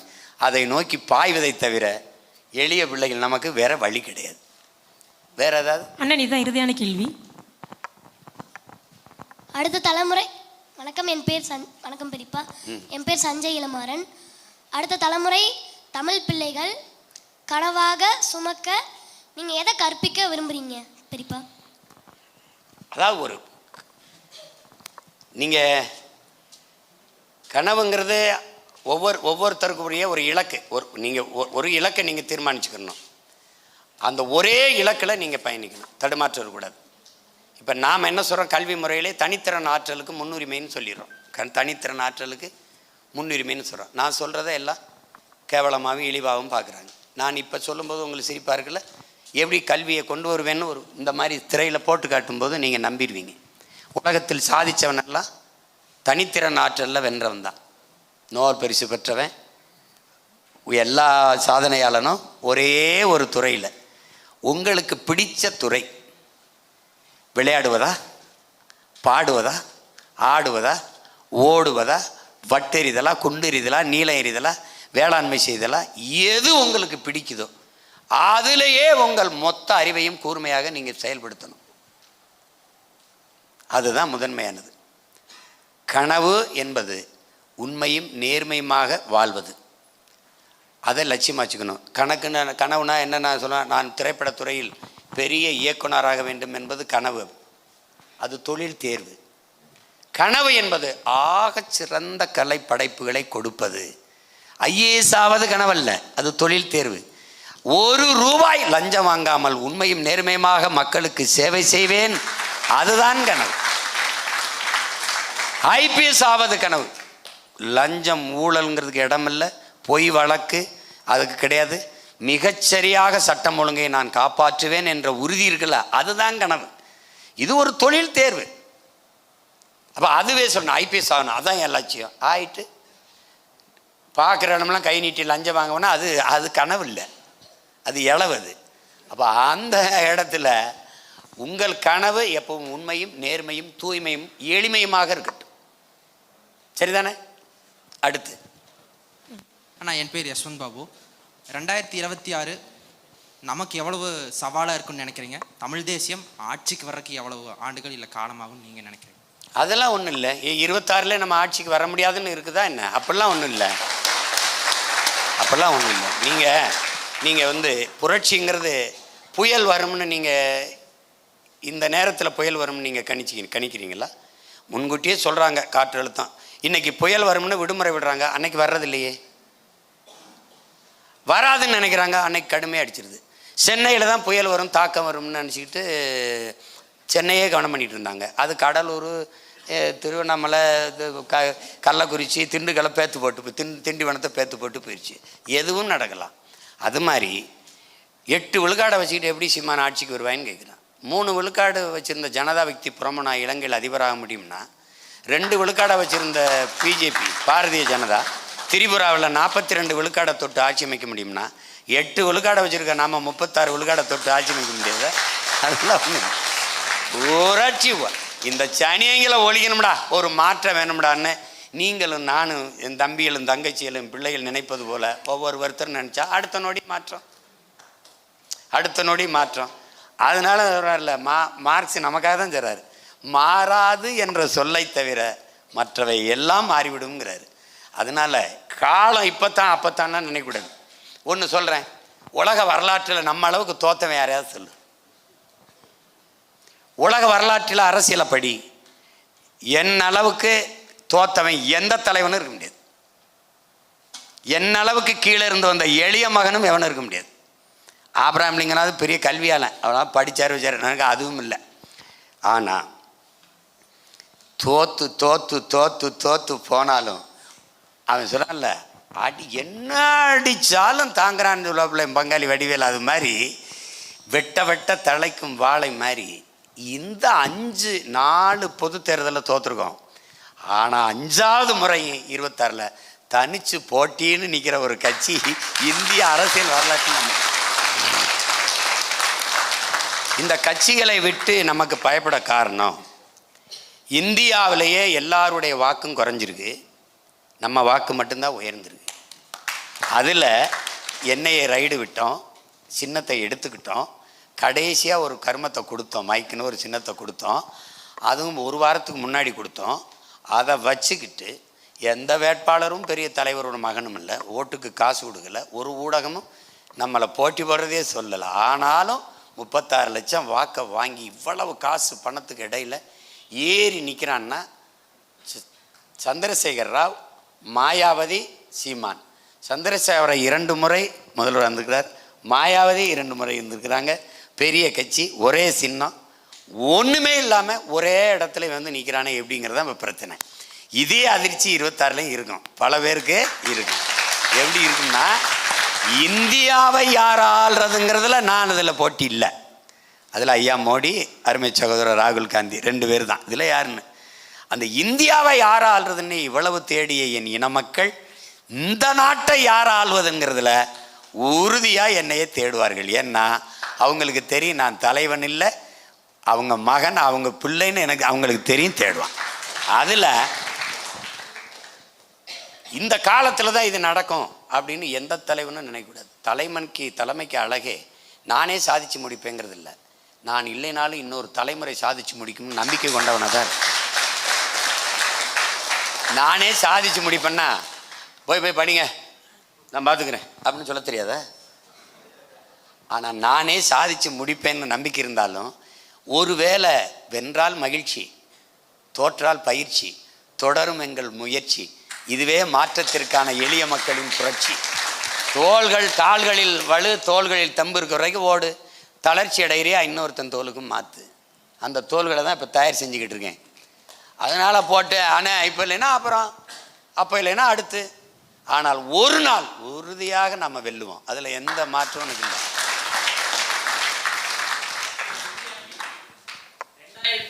மர தேர்தல்கள்லாம் ஒரு யுக்தி வச்சு பயன்படுத்தி வேட்பாளர் நிறுத்தி இதுவரைக்கும் போட்டி போட்டிருக்கீங்க. ஆட்சியை கண்டுகிட்டே வரும். 2026 ஒரு யுக்தி வச்சிருக்கீங்க. இப்போ வந்து என்னன்னா, யுக்தி வச்சு நீங்க தேர்தலில் வாக்கு கேட்டாலுமே அவங்க வந்து நீங்க பேசுறதுல 15 செகண்ட் 30 செகண்ட் வெட்டி ஊட்டி பரப்பி அதை மக்களுக்கு வந்து நாம் தமிழர் கட்சிக்கு ஓட்டு போடணுங்கிறத அந்த 30 செகண்ட்ல மாத்திடுறாங்க. அந்த மாத்தி வந்து நம்மள்கிட்ட இப்போ ஓட்டு கேட்க போறப்ப இவர் எப்படி பேசிட்டாரு, அவர் அப்படி பேசிட்டாருன்னு சொல்லி அந்த ஷார்ட்டா அந்த பேசுறதே நீங்க வச்சு கேட்டு அது மாறிடுறீங்க. அவங்களுக்குலாம் நீங்க என்ன சொல்லணும்னு நினைக்கிறீங்க? அந்த 30 செகண்ட் பேசப்பட்டு கேட்டு அதான் அந்த விழுக்காடு வந்து ரொம்ப குறைவு. நீங்கள் இவ்வளவு பேசியும் இதில் நம்ம மக்கள் நம்மளை தேடிருக்காங்கல்ல, நீங்கள் அதை தான் பார்க்கணும். நீங்கள் உங்களை விமர்சிக்கிறவர்களுக்கு உண்மையாக இருக்க போராடாதீங்க. உங்களை நம்பி நிற்கிறவங்களுக்கு உங்களை விமர்சிக்கிறதுக்கு நீங்கள் வந்து விமர்சிக்கிறவனுக்கு நிரூபிக்க போகிற, அவன் என்ன சொல்கிறான் லெலின், நீ நிரூபிக்க போகிறா, நீ தம்பி அப்படி இல்லை தம்பி இப்படி இல்லை. உன்னை நம்பி நிற்கிறவனுக்கு உண்மையாக இருக்க போராடு. 36 லட்சம் பேருக்கு நம்ம உண்மையாக இருக்க போராடுவோம், அதை 66 லட்சமாக மாற்றுவோம், அவ்வளோதான். இந்த வாட்டி நீ என்ன வெட்டி ஓட்டினாலும் அதெல்லாம் பழைய கதை. இயேசு அப்படி பேசிட்டாரு, ராமர் எப்படி பேசிட்டாரு, கண்ணன் எப்படி பேசிட்டார், இதே எத்தனை வரைக்கும் பேசுவா விடுப்பான்றான். இப்போ நம்ம என்ன பேசுகிறோங்கிறதான். இந்த வாட்டி நீ எவனும் தப்பிக்க முடியாது. எப்படின்னா, இப்போ அந்த தம்பி கேட்டான்ல, இந்த மீனவர் எப்படி காப்பாற்றுவாயின்னு, நெய்தல் படைனா எப்படி நெய்தல் படைன்னு நான் இங்கே நின்றுக்குருவேன், இங்கே நிற்பேன். இப்போ இருக்கிற மாதிரி இந்த இதெல்லாம் இருக்காது, இப்படி நின்றுக்குருவேன். இப்போ நின்றுக்கிட்டு இங்கே ஓடும், இந்த பாரு நெய்தல் படை எப்படி பாதுகாக்கிறேன் பாருன்னு போடுவேன். இப்போ வேளாண்மை அரசு பணியாக மாத்துறேன்றேன், இந்த பாரு ஏன் வேளாண்மை மாத்துறேன்னு சொல்கிறேன் பாரு. இப்போ பாரு, இப்போ இப்படி பாரு, ஆடு மாடு வளர்த்தலே அரசு பணியாக மாத்துறேன்னு சொல்கிறேன், ஏன் மாத்துறேன்னு சொல்கிறேன். இந்த பாரு ஆஸ்திரேலியா என்ன பண்ணுது பாரு, இங்கே பாரு பிரதமர் மோடி பேசுவார் டைரி டேல, மில்க் ஹே சிரிக்காத, பெரிய சந்தை இருக்குங்கிறாரு, பால்லையே நம்ம பெரிய பொருளாதாரம் இருக்குது, அதுலேயே நம்ம தற்சார்பு அடையலாம்ங்கிறார். ஆனால் மாடு யாரும் வளர்க்க மாட்டாங்க. இப்போ நான் என்ன சொல்கிறேன், பாலின் சந்தை மதிப்பு தமிழ்நாட்டில் எவ்வளவு இருக்கும்னு நீ நினைக்கிற? 9 லட்சம் கோடி. சாராயம் எவ்வளவுக்கு விற்கிறான்னு நினைக்கிற? 50,000 கோடி. கடன் எவ்வளவுன்னு நினைக்கிற? 8,33,000 கோடி. இது இப்போ நான் என்ன செய்கிறேன், பாலை ஆந்திராவிலேருந்து வாங்குறேன், கறியை ஆந்திராவிலேருந்து வாங்குறேன். இப்போ நானே ஆடு வளர்க்குறேன், நானே பால் கொண்டு வரேன், ஆவின் பால் விற்கிறேன், ஏன் வளர்க்க மாட்டேற? இப்போ நான் மாடு வளர்க்கணும், பிரேசில் என்ன செய்யுதுன்னு காட்டுவேன். மாடு வளர்க்குது, ஆடு வளர்க்குது, கரும்புலேருந்து பெட்ரோல், சர்க்கரை, மாடு பால். இப்போ ஒவ்வொன்றையும் நுட்பமாக என்ன பண்ணுவேன், போட்டு காட்டுவேன். நீ தப்பிக்கவே முடியாது. கன்னியாகுமரியில் ஒரு சின்ன ஒரு முன்னோட்டம் காட்டினேன், பார்த்துருப்பாயின்னு நினைக்கிறேன். அப்படி ஒவ்வொன்றையும் காட்டுவேன். இந்த வாட்டி நீ கல்வி எப்படி கொடுப்பேன், மருத்துவத்தை எப்படி கொடுப்பேன், வேலை வாய்ப்பு எப்படி பெருக்குவேன், சாலை எப்படி போடுவேன், மின்சாரத்தை மாற்று மின் உற்பத்திக்கு எப்படி போவேன், மீத்தேன் ஈத்தேன் நிலத்தை தோண்டாமல் பயோகேஸ் எப்படி தயாரிப்பேன், எல்லாத்தையுமே போட்டு காட்டுவேன். நீ நம்பித்தான். நீ ஏன்னா இந்த பாரு சிங்கப்பூர் இப்படி எடுக்குது பாரு, இந்த பாரு ஜப்பான் எப்படி கடல் அலையில் மின்சாரம் தயாரிக்குது பாரு, நீ எதுக்கு அணு உலையை கட்டிட்டு அழுகிறாய், நான் ஒன்று கேட்பேன். அப்போ உனக்கு தெளிவாக தெரிஞ்சிடும். அதனால் இந்த விமர்சனத்தில் போப்பான்றணும். விமர்சனத்தை உரமாக்க வேண்டும், அதில் நம் லட்சியத்தை மரமாக்க வேண்டும். அவ்வளோதான். கேள்விகள் முடிவடைந்தது. கிளஸ்டர் மீடியா கல்லூரியின் முதல்வர் அரவிந்தன் அவர்கள் அண்ணன் சீமான் அவர்களுக்கு நினைவு பரிசு வழங்கி சிறப்பிக்கிறார்.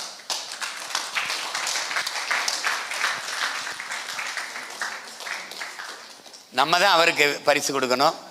அவர் நமக்கு இந்த நல்வாய்ப்பை தந்ததுக்கு. ஸ்ரீகுரு நான் சொன்ன புத்தகத்தை எனக்கே தந்திருக்காரு பாருங்க. ரொம்ப ஆழமாக போய் படிக்க வேண்டியதில்லை. அவர் முன்னுரையிலேயே எல்லாத்தையும் முடிச்சுட்டு அப்படி ஜான் பெர்கின் முன்னுரை படித்தாலே உன்னை சுற்றி என்ன அரசியல் நடக்குதுன்னு உனக்கு தெரிஞ்சிடும். இந்த மெட்ரோலாம் எதுக்கு போடுறாங்க, இந்த 8 வழிச்சாலையெல்லாம் ஏன் வருது, இதெல்லாம் உனக்கு புரிய வந்துடும். இதை படி, கட்டாயம் படி. உலக அரசியல் தெரிஞ்சுக்கிற அமெரிக்க பொருளாதார அடியாளின் வாக்குமூலம், பிரிட்டிஷ் ஆலிவர் ஹெம்பர் எழுதின பிரிட்டிஷ் உளவாளியின் வாக்குமூலம். அது இவ்வளோ பெருசு இல்லை, ரொம்ப சின்னது தான், ஒரு 19-20 பக்கம்தான். அதை படி. உனக்கு உலகத்தில் என்ன உன்னை சுற்றி அரசியல் நடக்குன்னு தெரிஞ்சிடும். அப்புறம் உள்ளூர் தான் தினம் கவலைப்படுது, அது நீ ஒன்றும் தெரிஞ்சுக்க வேண்டியதில்லை. அது ஒன்றும் தெரிஞ்சுக்க வேண்டியதில்லை. ரொம்ப நன்றி, ரொம்ப நன்றி. நாம் தமிழர் கட்சியின் தலைமை ஒருங்கிணைப்பாளர் அண்ணன் செந்தமிழன் சீமான் அவர்கள் கிளஸ்டர் மீடியா கல்லூரியின் முதல்வர் அரவிந்தன் அவர்களுக்கு நினைவு பரிசு வழங்குகிறார். இது சிறப்பு. வாங்க வாங்க.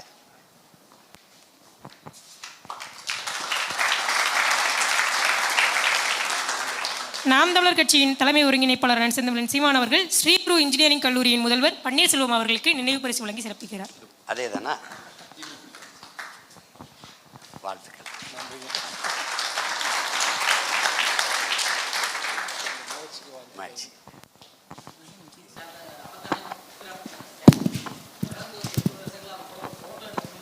இது ஒரு பெரிய விஷயம். எல்லாரும் படையே எடுக்க போறோம், படம் எடுக்க மாட்டோமா?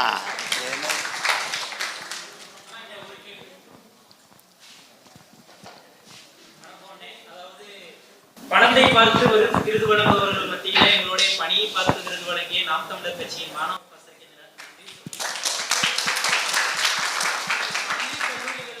மாணவர்கள் படிக்கும் பொழுது ஆசிரியரை மதிக்காம பல்வேறு குற்ற செயல்களில் ஈடுபடுறாங்க. ஆனா அதை விட்டு முடிக்கும் பொழுது என்ன பண்றாங்கன்னா, ஏதோ பணத்தை பின்புலத்தையோ அரசியல் பின்புலத்தையோ பயன்படுத்தி நன்னடத்தை சான்றிதழ்ல நன்று அப்படின்னு வாங்கிறாங்க. படிக்காமலே பட்டமும் பெற்றாங்க. அவங்க ஏதேனும் ஒரு முறையை படித்து அரசு அதிகாரிகளாகவும் அரசு அலுவலர்களாகவும் வந்துடுறாங்க. ஆனா தமிழ் சமூகத்திற்காகவும் சேவையா, சமூக சேவை, கலை சேவை, தமிழ் மொழி பண்பாடு, இது மாதிரி தொல்லியல், இதுக்காக தன்னுடைய வாழ்வை அர்ப்பணிச்சு மாணவர்கள் சின்ன வயசுல இருந்தே பயணிக்கிறாங்க. பள்ளி கல்லூரி பருவங்கள்ல ஆசிரியருக்கு ஒரு நல்ல மாணவராகவும் திகழ்கிறாங்க. அவங்களுக்கு அந்த அரசு வேலைவாய்ப்பு கேள்விக்குறியா இருக்கு. நம்மளுடைய அரசு நிச்சயமா ஆட்சி அமைக்கும். அப்பொழுது அதற்கான ஒரு மாற்று வழிகள் எப்படி இருக்காது? நம்ம அரசு வந்துருச்சுன்னா நீங்க சொல்றதெல்லாம் மாறி தலையில நீங்க என்ன நினைக்கிறீங்களோ அதான் நடக்கும். அதை பற்றி கவலையே படாதீங்க. நீங்கள் என்ன நினைக்கிறீங்களோ அதான் நடக்கும். உங்கள் சிந்தனையை தான் நான் செயல்படுத்த போராடிட்டு இருக்கேன். அதனால் உங்களுடைய கனவின் முன்னத்தியர் தான் நான். நீங்கள் இந்த குறைகளெல்லாம் சுத்தமாக இருக்காது, கவலையே படாதீங்க, நம்பிக்கையோடு இருங்க. உங்கள் முயற்சியும் பணியும் தொடரட்டும். அண்ணன் உங்கள் நிழல், உங்கள் கூட நிழலாக பின்தொடர்ந்து வாரேன். தொடர்ந்து ஒவ்வொரு மேடையிலும் சொல்லிட்டு இருக்கேன். சாதி வரிகாரர்களுக்கு எதுக்கு எடுக்கணும், யாரால அதுக்கு லாபம், எப்படி அதுக்கு முடியும், அது வருது. அப்புறம் 10.5% அது ஏன் ஒருத்தர் வேணுன்றாரு, ஒருத்தர் அவங்களுக்கு கொடுக்கக்கூடாதுன்னு சொல்றாரு. அருந்ததி உள்ஒதுக்கீடு அது தேவையா இல்லையா, அது உங்களுக்கு வேற ஏதாச்சும் மாற்றம்? இல்லை, முதல் அடிப்படை நீங்கள் சாதிவாரி கணக்கெடுப்பு ஏன் எடுத்து உரிய பகிர்வை கொடுக்கணும் அப்படின்னா, சாதிய ஏற்றத்தாழ்வுகளை ஒழிக்கிறதுக்கு இருக்கிற கடைசி கருவி அது ஒன்று தான். என்ன சொல்கிறது புரியுதா? யதார்த்தத்தில் நீண்டகால காயத்தில் இருந்த ஒரு மருந்து அதுதான். இப்படி உங்களுக்கு புரியுது? எச்சிலே இப்போ மற்ற விலங்குகளுக்கு, நாய்க்கோ பூனைக்கோ காயம் வந்தால் அதுவே தன் எச்சிலை நாக்கால நக்கி நக்கி ஆற்றிடும். அது மாதிரி நமக்கு இருக்கிற கடைசி மருந்து இதுதான், இந்த புண்ணை ஆற்றுறதுக்கு. எப்படின்னா, இந்த வகுப்பு வாரி இட ஒதுக்கீடுங்கிறது அந்த வார்த்தையை பயன்படுத்தக்கூடாது. என்னை ரொம்ப நாளாக நீ ஒதுக்கி வச்சுருந்ததுனால தான் நான் உரிமையை கேட்குறேன். அப்போவும் இடம் ஒதுக்கீடு, அப்போவும் ஒதுக்கித்தான் விடுவியா நீ என்னையே? அதான் அந்த கேள்வி. இடப்பகிர்வு அல்லது பங்கீடு. இது ஏன் வருதுன்னா, நீண்ட காலமாக என்னை இழி சாதி தாழ்ந்தவன், நான் படிக்கக்கூடாது, நான் இந்த வேலைக்கு போகக்கூடாது என்றெல்லாம் என்னையை தாழ்த்தி வீழ்த்தி ஒதுக்கி வச்சுருந்தேன். மறுக்கப்பட்டது. எந்த சாதியின் அடிப்படையில் எனக்கு கல்வி, வேலை வாய்ப்பு, அரசியல் அதிகாரத்தில் வாய்ப்புகள், உரிமைகள் மறுக்கப்பட்டதோ பறிக்கப்பட்டதோ, அதே அந்த சாதிய அந்த குடிகளின் அடிப்படையில் இதெல்லாம் கொடுக்கப்பட வேண்டும் என்பதற்காக கொண்டு வரப்பட்ட ஒன்று தான் இந்த வகுப்பு வாரி பிரதிநிதித்துவம், ரிசர்வேஷன் கோட்டா. உங்களுக்கு புரியுதுன்னு நினைக்கிறேன். இப்போ இந்த இடத்துல நீங்கள் இந்த பொருளாதார அடிப்படையில் இடஒதுக்கீடு அதையே நம்ம ஏற்காமல் எதிர்க்கிறோம்.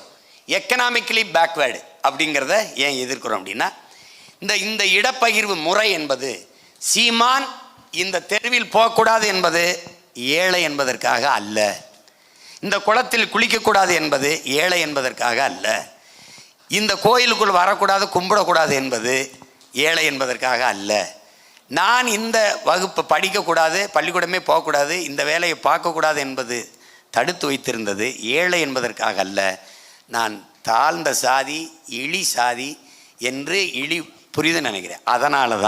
அதனால தான் அப்போது பொருளாதார அளவுகோல் என்பது மாறிக்கொள்ளும். இன்று ஏழையாக இருக்கிற நான் நாளை பணக்காரனாக ஆகிவிட முடியும். ஆனால் இன்று பறையனாக இருக்கிற நான் எந்த உயரத்துக்கு அனில் அம்பானி அதானி ஆனாலும் பறையன்தான். உங்களுக்கு சான்று வேணா எங்கள் அப்பா இளையராஜாவே உலகத்தில் அவனை தாண்டி ஒரு இசை மேதைலாம் சொல்லுவாங்க, இசை கடவுள் எங்கள் அப்பா தான், இசை கடவுள். அவர் ராஜ்யசபா மாநிலங்களவை உறுப்பினராக பாரதிய ஜனதா தேர்வு செய்து, அது சொல்லுது, ஒரு விளையாட்டு வீராங்கனைக்கு பிடி உஷா கொடுத்தோம், ஒருத்தருக்கு இன்னொரு இதை ஒரு தகுதியை சொல்லுது. நம்ம அப்பாவுக்கு சொன்ன தகுதி ஒரு தலித்துக்கு கொடுத்தோங்குது. நான் சொல்கிறது உனக்கு விளங்குதுன்னு நினைக்கிறேன். இந்த காயம் உனக்கு புரிஞ்சுன்னா என் மொழி உனக்கு புரிஞ்சிடும். எங்கள் அப்பாவுக்கு நீ தகுதி பார்த்து கொடுத்தியா, அவன் தலித்துன்னு கொடுத்தியா? தலித்து என்பது தான் அவருக்கு தகுதினா அந்த பதவி கொச்சை அவர் வார்த்தை வருதால எதுக்கு? உலகத்தின் ஆகச்சிறந்த இசை மேதைடா, அதுக்கு மதிப்பளித்து கொடுத்துருக்கோம்டான்னு சொன்னீங்கன்னா நான் அப்போ இவ்வளவு உயரத்திற்கு போயும் என் மேலே சுமத்தப்பட்ட அந்த சாதிய இழிவு துடைக்கப்படலை. நாட்டின் முதல் குடிமகன் Ramnath Kovind president of India கோயிலுக்குள்ளே போக முடியல, மரத்து நிழலில் கீழே பொண்டாட்டி பிள்ளையோட யாக வளர்த்து சாமி மட்டும் போகிறார். நாட்டின் முதல் குடிமகள் Droupadi Murmu president of India கோயிலுக்குள்ளே போக முடியல, கட்டையை கட்டி நிறுத்தியிருக்கான். நாட்டின் முதல் குடிமகள் பிரசிடென்ட் ஆஃப் இந்தியா அத்வானியும் மோடியும் நாற்காலி போட்டு உட்கார்ந்து பேசிட்டு இருக்கும்போது இந்த ஓரத்தில் கைகட்டி நாட்டின் முதல் குடிமகள் பெண்மகள் நிற்கிறான். இவன் தான் பாரத மாதாக்கு ஜே போடுறான். ஆனால் பாரத மாதா நின்றுக்கிட்டு இருக்கான் கைகட்டி. இந்த சமத்துவமற்ற இது இருக்கு பாரு, இதுதான் சனாதனம்ங்கிறோம், வர்க்க வேறுபாடுங்கிறோம், வர்ணாசிர தர்ம கொடுமைங்கிறோம். இதை ஒழிக்கணும்னா என்ன பண்ணுவேன் நீ? இவ்வளவு முரண்பாடுகளுக்கு இடையில நீ எந்த உயரத்திற்கு நான் வந்தாலும் என் மேலே சுமத்தப்பட்ட முதல் குடிமகளாக ஆகியுமே அந்த இழிவு போகலை. அப்போ பொருளாதார அடிப்படையில் நீ இடஒதுக்கீடுங்கிறத ஏற்க முடியாது. அப்போ இங்கே இங்கே இங்கே புரியுதா? நீ சாதியை இதை திறந்து சமதர்ம சமூகம் எப்படி படைப்ப? ஏற்றதாழ்வுகளை கலந்து. அப்போ எல்லாருக்கும் எல்லாம் கிடைக்கணும், எல்லாருக்கும் எல்லாம் கிடைச்சா சமமாயிரும். இப்போ நாங்கள் கேட்குறது, ஏன் எண்ணி கொடு, எடுத்து கொடுக்காத, அளந்து கொடு, அள்ளி கொடுக்காதேன்னு சொல்கிறோம்னா, 5 பேர் இருக்க வீட்டுக்கு நீ 50 பேர் சாப்பாடு அனுப்பாத, அது அநீதி, நீதி இல்லை. 50 பேர் இருக்க வீட்டுக்கு 5 பேருக்கு ஆகிற சாப்பாடு அனுப்பாத, அதுவும் நீதி இல்லை, அநீதி. 5 பேருக்கு வீட்டுக்கு 5 பேர் சாப்பாடை கொடு, 50 பேருக்கு வீட்டுக்கு 50 பேர் சாப்பாடை கொடு, ஒருத்தர் தான் இருக்காரா ஒருத்தருக்கு சாப்பாடை கொடு, எல்லாருக்கும் உண்டானது எல்லாருக்கும் கிடச்சிருச்சுன்னா கொள்ளை தீண்டாம் அது இது இந்த எல்லாம் ஒழிஞ்சிரும். ஏன் ஜாதி உயர்ந்தது, ஓன் ஜாதி தாழ்ந்தது, இந்த சண்டை ஒழிஞ்சிரும். உனக்கு புரியுதில்லை? இப்போ நம்ம எப்படி போவோம்? என்ன ஆகுதுனால சமூக நீதி பேசுகிறீல்ல, நீ பேசுகிறீல்ல, நான் கோனார், ஆடு மேய்க்கிற கோனார். நாங்கள் நாட்டில் எங்களுக்கு எத்தனை பதவி? 2. ஒன்று எங்கள் ஐயா கண்ணப்பன், இன்னொன்று ஐயா பெரிய கருப்பேன். 2 அமைச்சர் கொடுத்துருக்கேன். உங்கள் வீட்டிலே 2 அமைச்சர் வச்சுக்க. நாட்டின் முதன்மை பதவி முதலமைச்சர், 2வது பெரிய பதவி துணை முதலமைச்சர். நாட்டுக்குள்ளேயே என் சமூகத்துக்கு 2 தான், வீட்டுக்குள்ளேயே உங்களுக்கு 2 பதவி வச்சுருக்கிறீங்க. இது சமூக நீதியா அநீதியா? இப்போ தெரியுதா? இப்போ எண்ணிட்டினா எனக்கு எவ்வளோன்னு தெரிஞ்சும்ல. அதுதான் இங்கே இருக்கிற இது. எதுக்கு கேட்குறோம்னா அதுக்கு தான் கேட்குறான். அப்போ சமதர்ம சமூகம் வரணும், சாதியை ஏற்றதாலும் ஒழியணும்னா ஜாதி வாரி எண்ணி கொடுத்துரும்.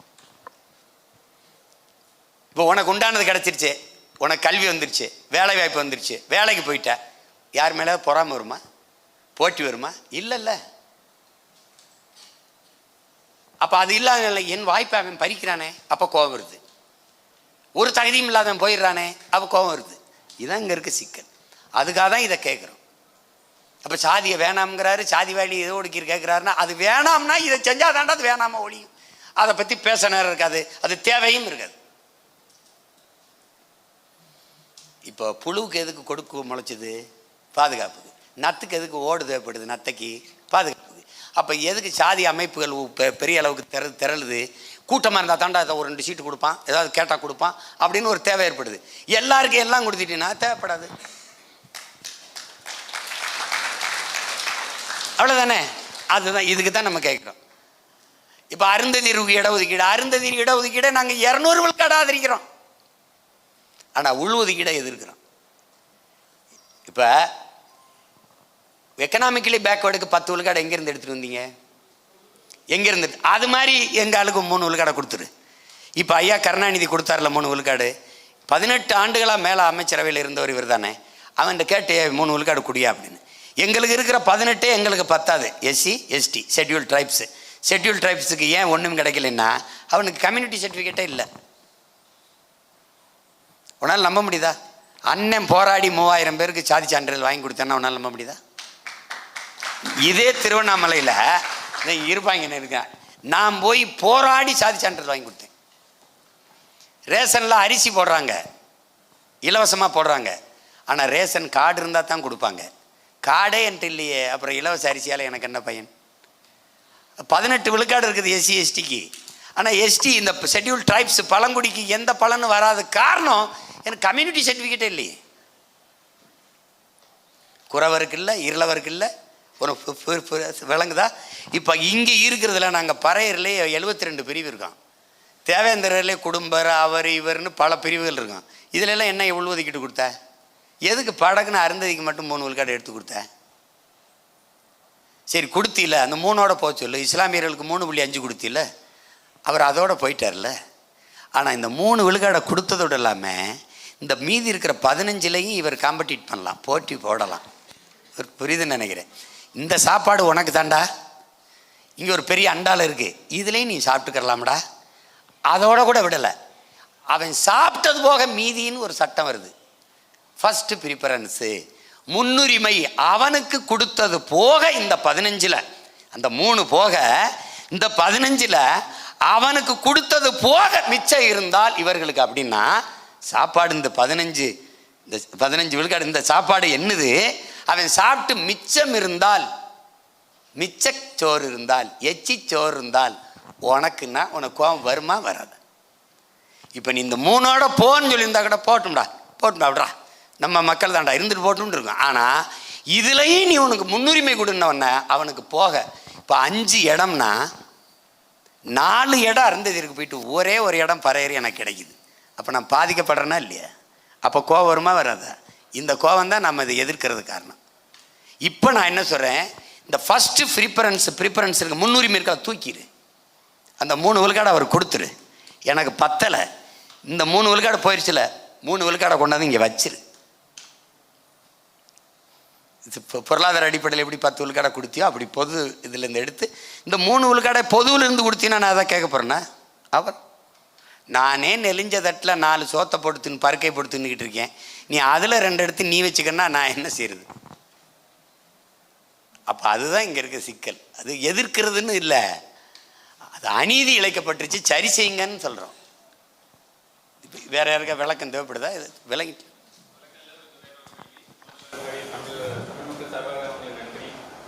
என்னோட கேள்வி என்னன்னா, தமிழகத்திலையும் மொத்தமாக நிறைய சமுதாயம் இருக்கு. அதில் எப்படி நம்மளை பார்த்து பாஜகவோட பிடி அவங்க சொல்றாங்க, அதே மாதிரி இவங்க டிஎம்கே பிடி மாதிரி மாற்றி சொல்ற மாதிரி சமுதாயத்துக்குள்ளேயும் சீமான் அந்த சமுதாயத்தோட பேசுறாரு, அந்த சமுதாயம் இந்த சமுதாயத்தோட சீமான் பேசுறாரு. 2 பேரும் மாற்றி சொல்லிக்கிறாங்க. ஆக்சுவலா நம்ம நடுநிலையா இருக்கோம். ஆனால் அவங்க சொல்றது எப்படின்னா, சீமான் அந்த சமுதாயத்துக்காக நீ என்ன நினைக்கணும், எங்க அண்ணன் கிருஷ்ண பரமாத்மா மாதிரி, நீ எதுவாக நினைக்கிறாயோ நான் அதுவாகவே இருப்பேன். நீ உனக்கான ஆளுன்னு நினைச்சா உனக்கான ஆளு, இவருக்கான ஆள் நினைச்சா இவருக்கான ஆளு, இவருக்கான ஆள் நினைச்சா இவருக்கான ஆளு. கடைசியாக என்னை தெருவில் போட்டு எவனுக்காவது ஓட்டை போட்டு போயிடுது. அது நீ அண்ணன் சொல், மக்களின் சாட்சிக்கு வேலை செய்ய முடியாது, உன் மனசாட்சிக்கு தான் வேலை செய்ய முடியும். மனச்சான்று வழிநடத்தி அதன்படி நடந்தவன் எவனோ அவன்தான் சமூக மாறுதலை ஏற்படுத்தியிருக்காங்கிறதா உலகம் முழுமைக்கு இருக்கிற நீதி. மற்றவங்க சொல்கிறது இருக்கட்டும், நமக்கு சரின்னு படுறத தான் நம்ம செய்ய முடியும். நம்மளால் இந்த சமூகங்களுக்கு ஏற்பட்ட தீமை என்ன? ஒன்றும் இல்லை. அப்போ நம்ம எல்லாருக்காக தான் போராடுறோம். மீனவர் பிரச்சனை இல்லை, நம்ம பிரச்சனை. வேளாண்குடி மக்களுக்கு பிரச்சனை, நம்ம பிரச்சனை. செவிலியர் பிரச்சனை, நம்ம பிரச்சனை. மருத்துவர் பிரச்சனை, நம்ம பிரச்சனை. ஆசிரியர்கள் பணி நியமன பிரச்சனை, நிரந்தர ஊதியம், ஓய்வூதிய பிரச்சனை, எல்லாவற்றுக்கும் தான் நம்ம போராடிட்டு இருக்கோம். அப்படின்னா இதில் யாருக்கான ஆள்? நம்ம தான். எல்லாரும் ஓட்டுக்கும் சீட்டுக்குமான ஆள் நம்ம மட்டும்தான், இந்த நாட்டுக்கான ஆள். அது அவ்வளோதான். என்னப்பா? வரேன்ப்பா. நானாவது படிக்கிறேன். அதாவது நாமக்கல் கட்சி ஆட்சி வந்தா நம்ம ஈழ உறவுகளுக்கும் வீரத்துக்கும் எப்படிப்பட்ட நடவடிக்கைகள் இருக்கும், நம்ம தமிழ் தேசியம் எப்பொழுது எப்படி விடுதலை? ஒரு இனம் தனக்கென்று என்று ஒரு நாடு அடையுதோ அன்னைக்கு தான் அது முழுமையான விடுதலையை அடையும். அப்போ நமக்கென்று ஒரு நாடை அடைவோம். நம்பிக்கையோடு நாடு அடைவோம். எனக்கு ஒரே ஒரு கேள்வி தான் இருக்கு. அதாவது ஒரு மனிதனோட ஆயுட்காலம் வந்து 70 முதல் 80 ஆண்டு வரைக்கும் இருக்கு. அதே மாதிரி அவங்க சேர்த்து வச்சிருக்க சொத்து, நிலம், அது எல்லாருக்குமே அதே 70 ஆண்டு முதல் 80 ஆண்டு வரைக்கும் அவங்க வச்சுட்டு அதுக்கப்புறம் அவங்க விருப்பப்பட்டா மேலும் கவர்மெண்ட் மூலியமா லீசிங் வாங்கி அதை பண்ணா எல்லாருக்குமே எல்லாமே சமமா கிடைக்கும். இதை பத்தின உங்களோட விருப்பம் கருத்து? ஏன்னா நீங்கள் சொல்கிறது சரிதான். இப்போ நம்ம என்ன செய்கிறோம், நமக்கு நிலங்கள் அவ்வளவு இல்லை. வேளாண்மையை நம்ம அரசு பணியாக மாற்றும்போது நிலங்களை விளைநிலங்களை மக்கள்கிட்ட இருந்தால் வாங்க போகிறோம். நீங்கள் சொல்கிற மாதிரி 80 ஆண்டு சொல்கிறீங்க, நம்ம 25 ஆண்டுகளுக்கு லீஸுக்கு எடுக்கிறோம். மறுபடியும் 25 ஆண்டு முடித்து மறு ஒப்பந்தம் செஞ்சுக்கிறோம் அன்னைக்குள்ள நில விலைக்கு. அப்படி அந்த குடும்பத்தில் அந்த வீட்டில் நிலத்தை கொடுத்ததோடு அரசு பணி செய்ய விருப்பம்னா அவங்க வந்து வேலை செய்யலாம்.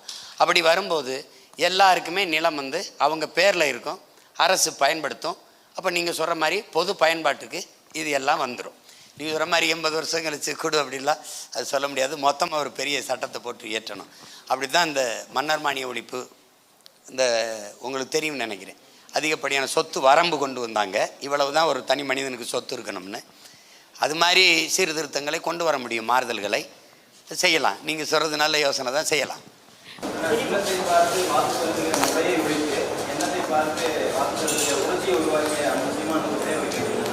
அடுத்த தேர்தலில் தமிழர்களுடைய எண்ணமாக இருக்கிற சீமானுடைய சின்னம் என்ன? சிந்தனையா?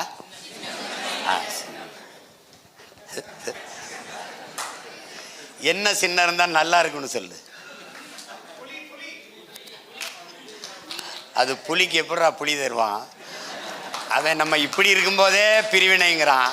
இதில் புளியை கேட்டால் ஐயோ என்னை அதுக்கெல்லாம் நான் நிறைய சண்டை போட்டேன். ஆனால் கேட்பேன் விவசாயி. ஆனால் இந்த விவசாயி இல்லை, நல்ல விவசாயி. நன்றி.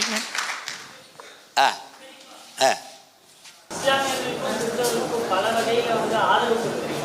மாறாக அவங்க வந்து உங்களுக்கு ஆதரவு தரது கிட்டத்தட்ட நீங்கள் செய்கிறதெல்லாம் வந்து வீணாக போகிற மாதிரி ஃபீலாக இருக்கும். அது உங்களுக்கு வந்து மனசு இல்லை. நீங்கள் வந்து அது வந்து அவங்க நம்மளை ஆதரிக்கிறாங்க ஆதரிக்கலை அதை பற்றி சிந்திக்கவே கூடாது.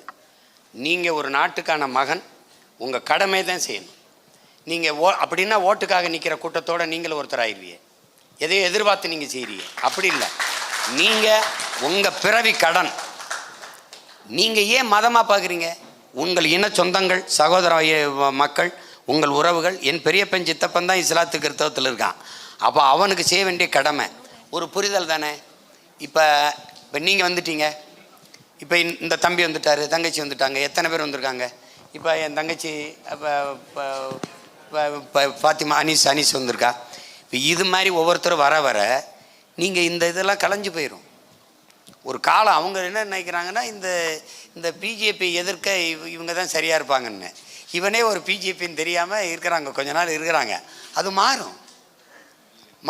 நீ இதுக்கெல்லாம் மனச்சோர்வு அடையாத.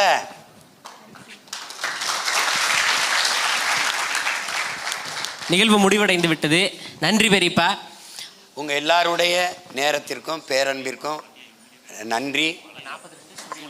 உலகம் முழுமைக்கும் இருக்கிற பெருமக்கள் என்னை சந்திக்கும் போது உங்களை தான் நம்பி நிற்கிறோங்கிறாங்க. நான் உங்கள்கிட்ட சொல்கிறேன், இதயத்திலிருந்து இந்த சொல்ல எடுத்து சொல்கிறேன், உங்களை தான் நம்பி நான் நிற்கிறேன். புரட்சி எப்போதும் வெல்லும், நமது வெற்றி ஒரு நாள் அதை சொல்லும்.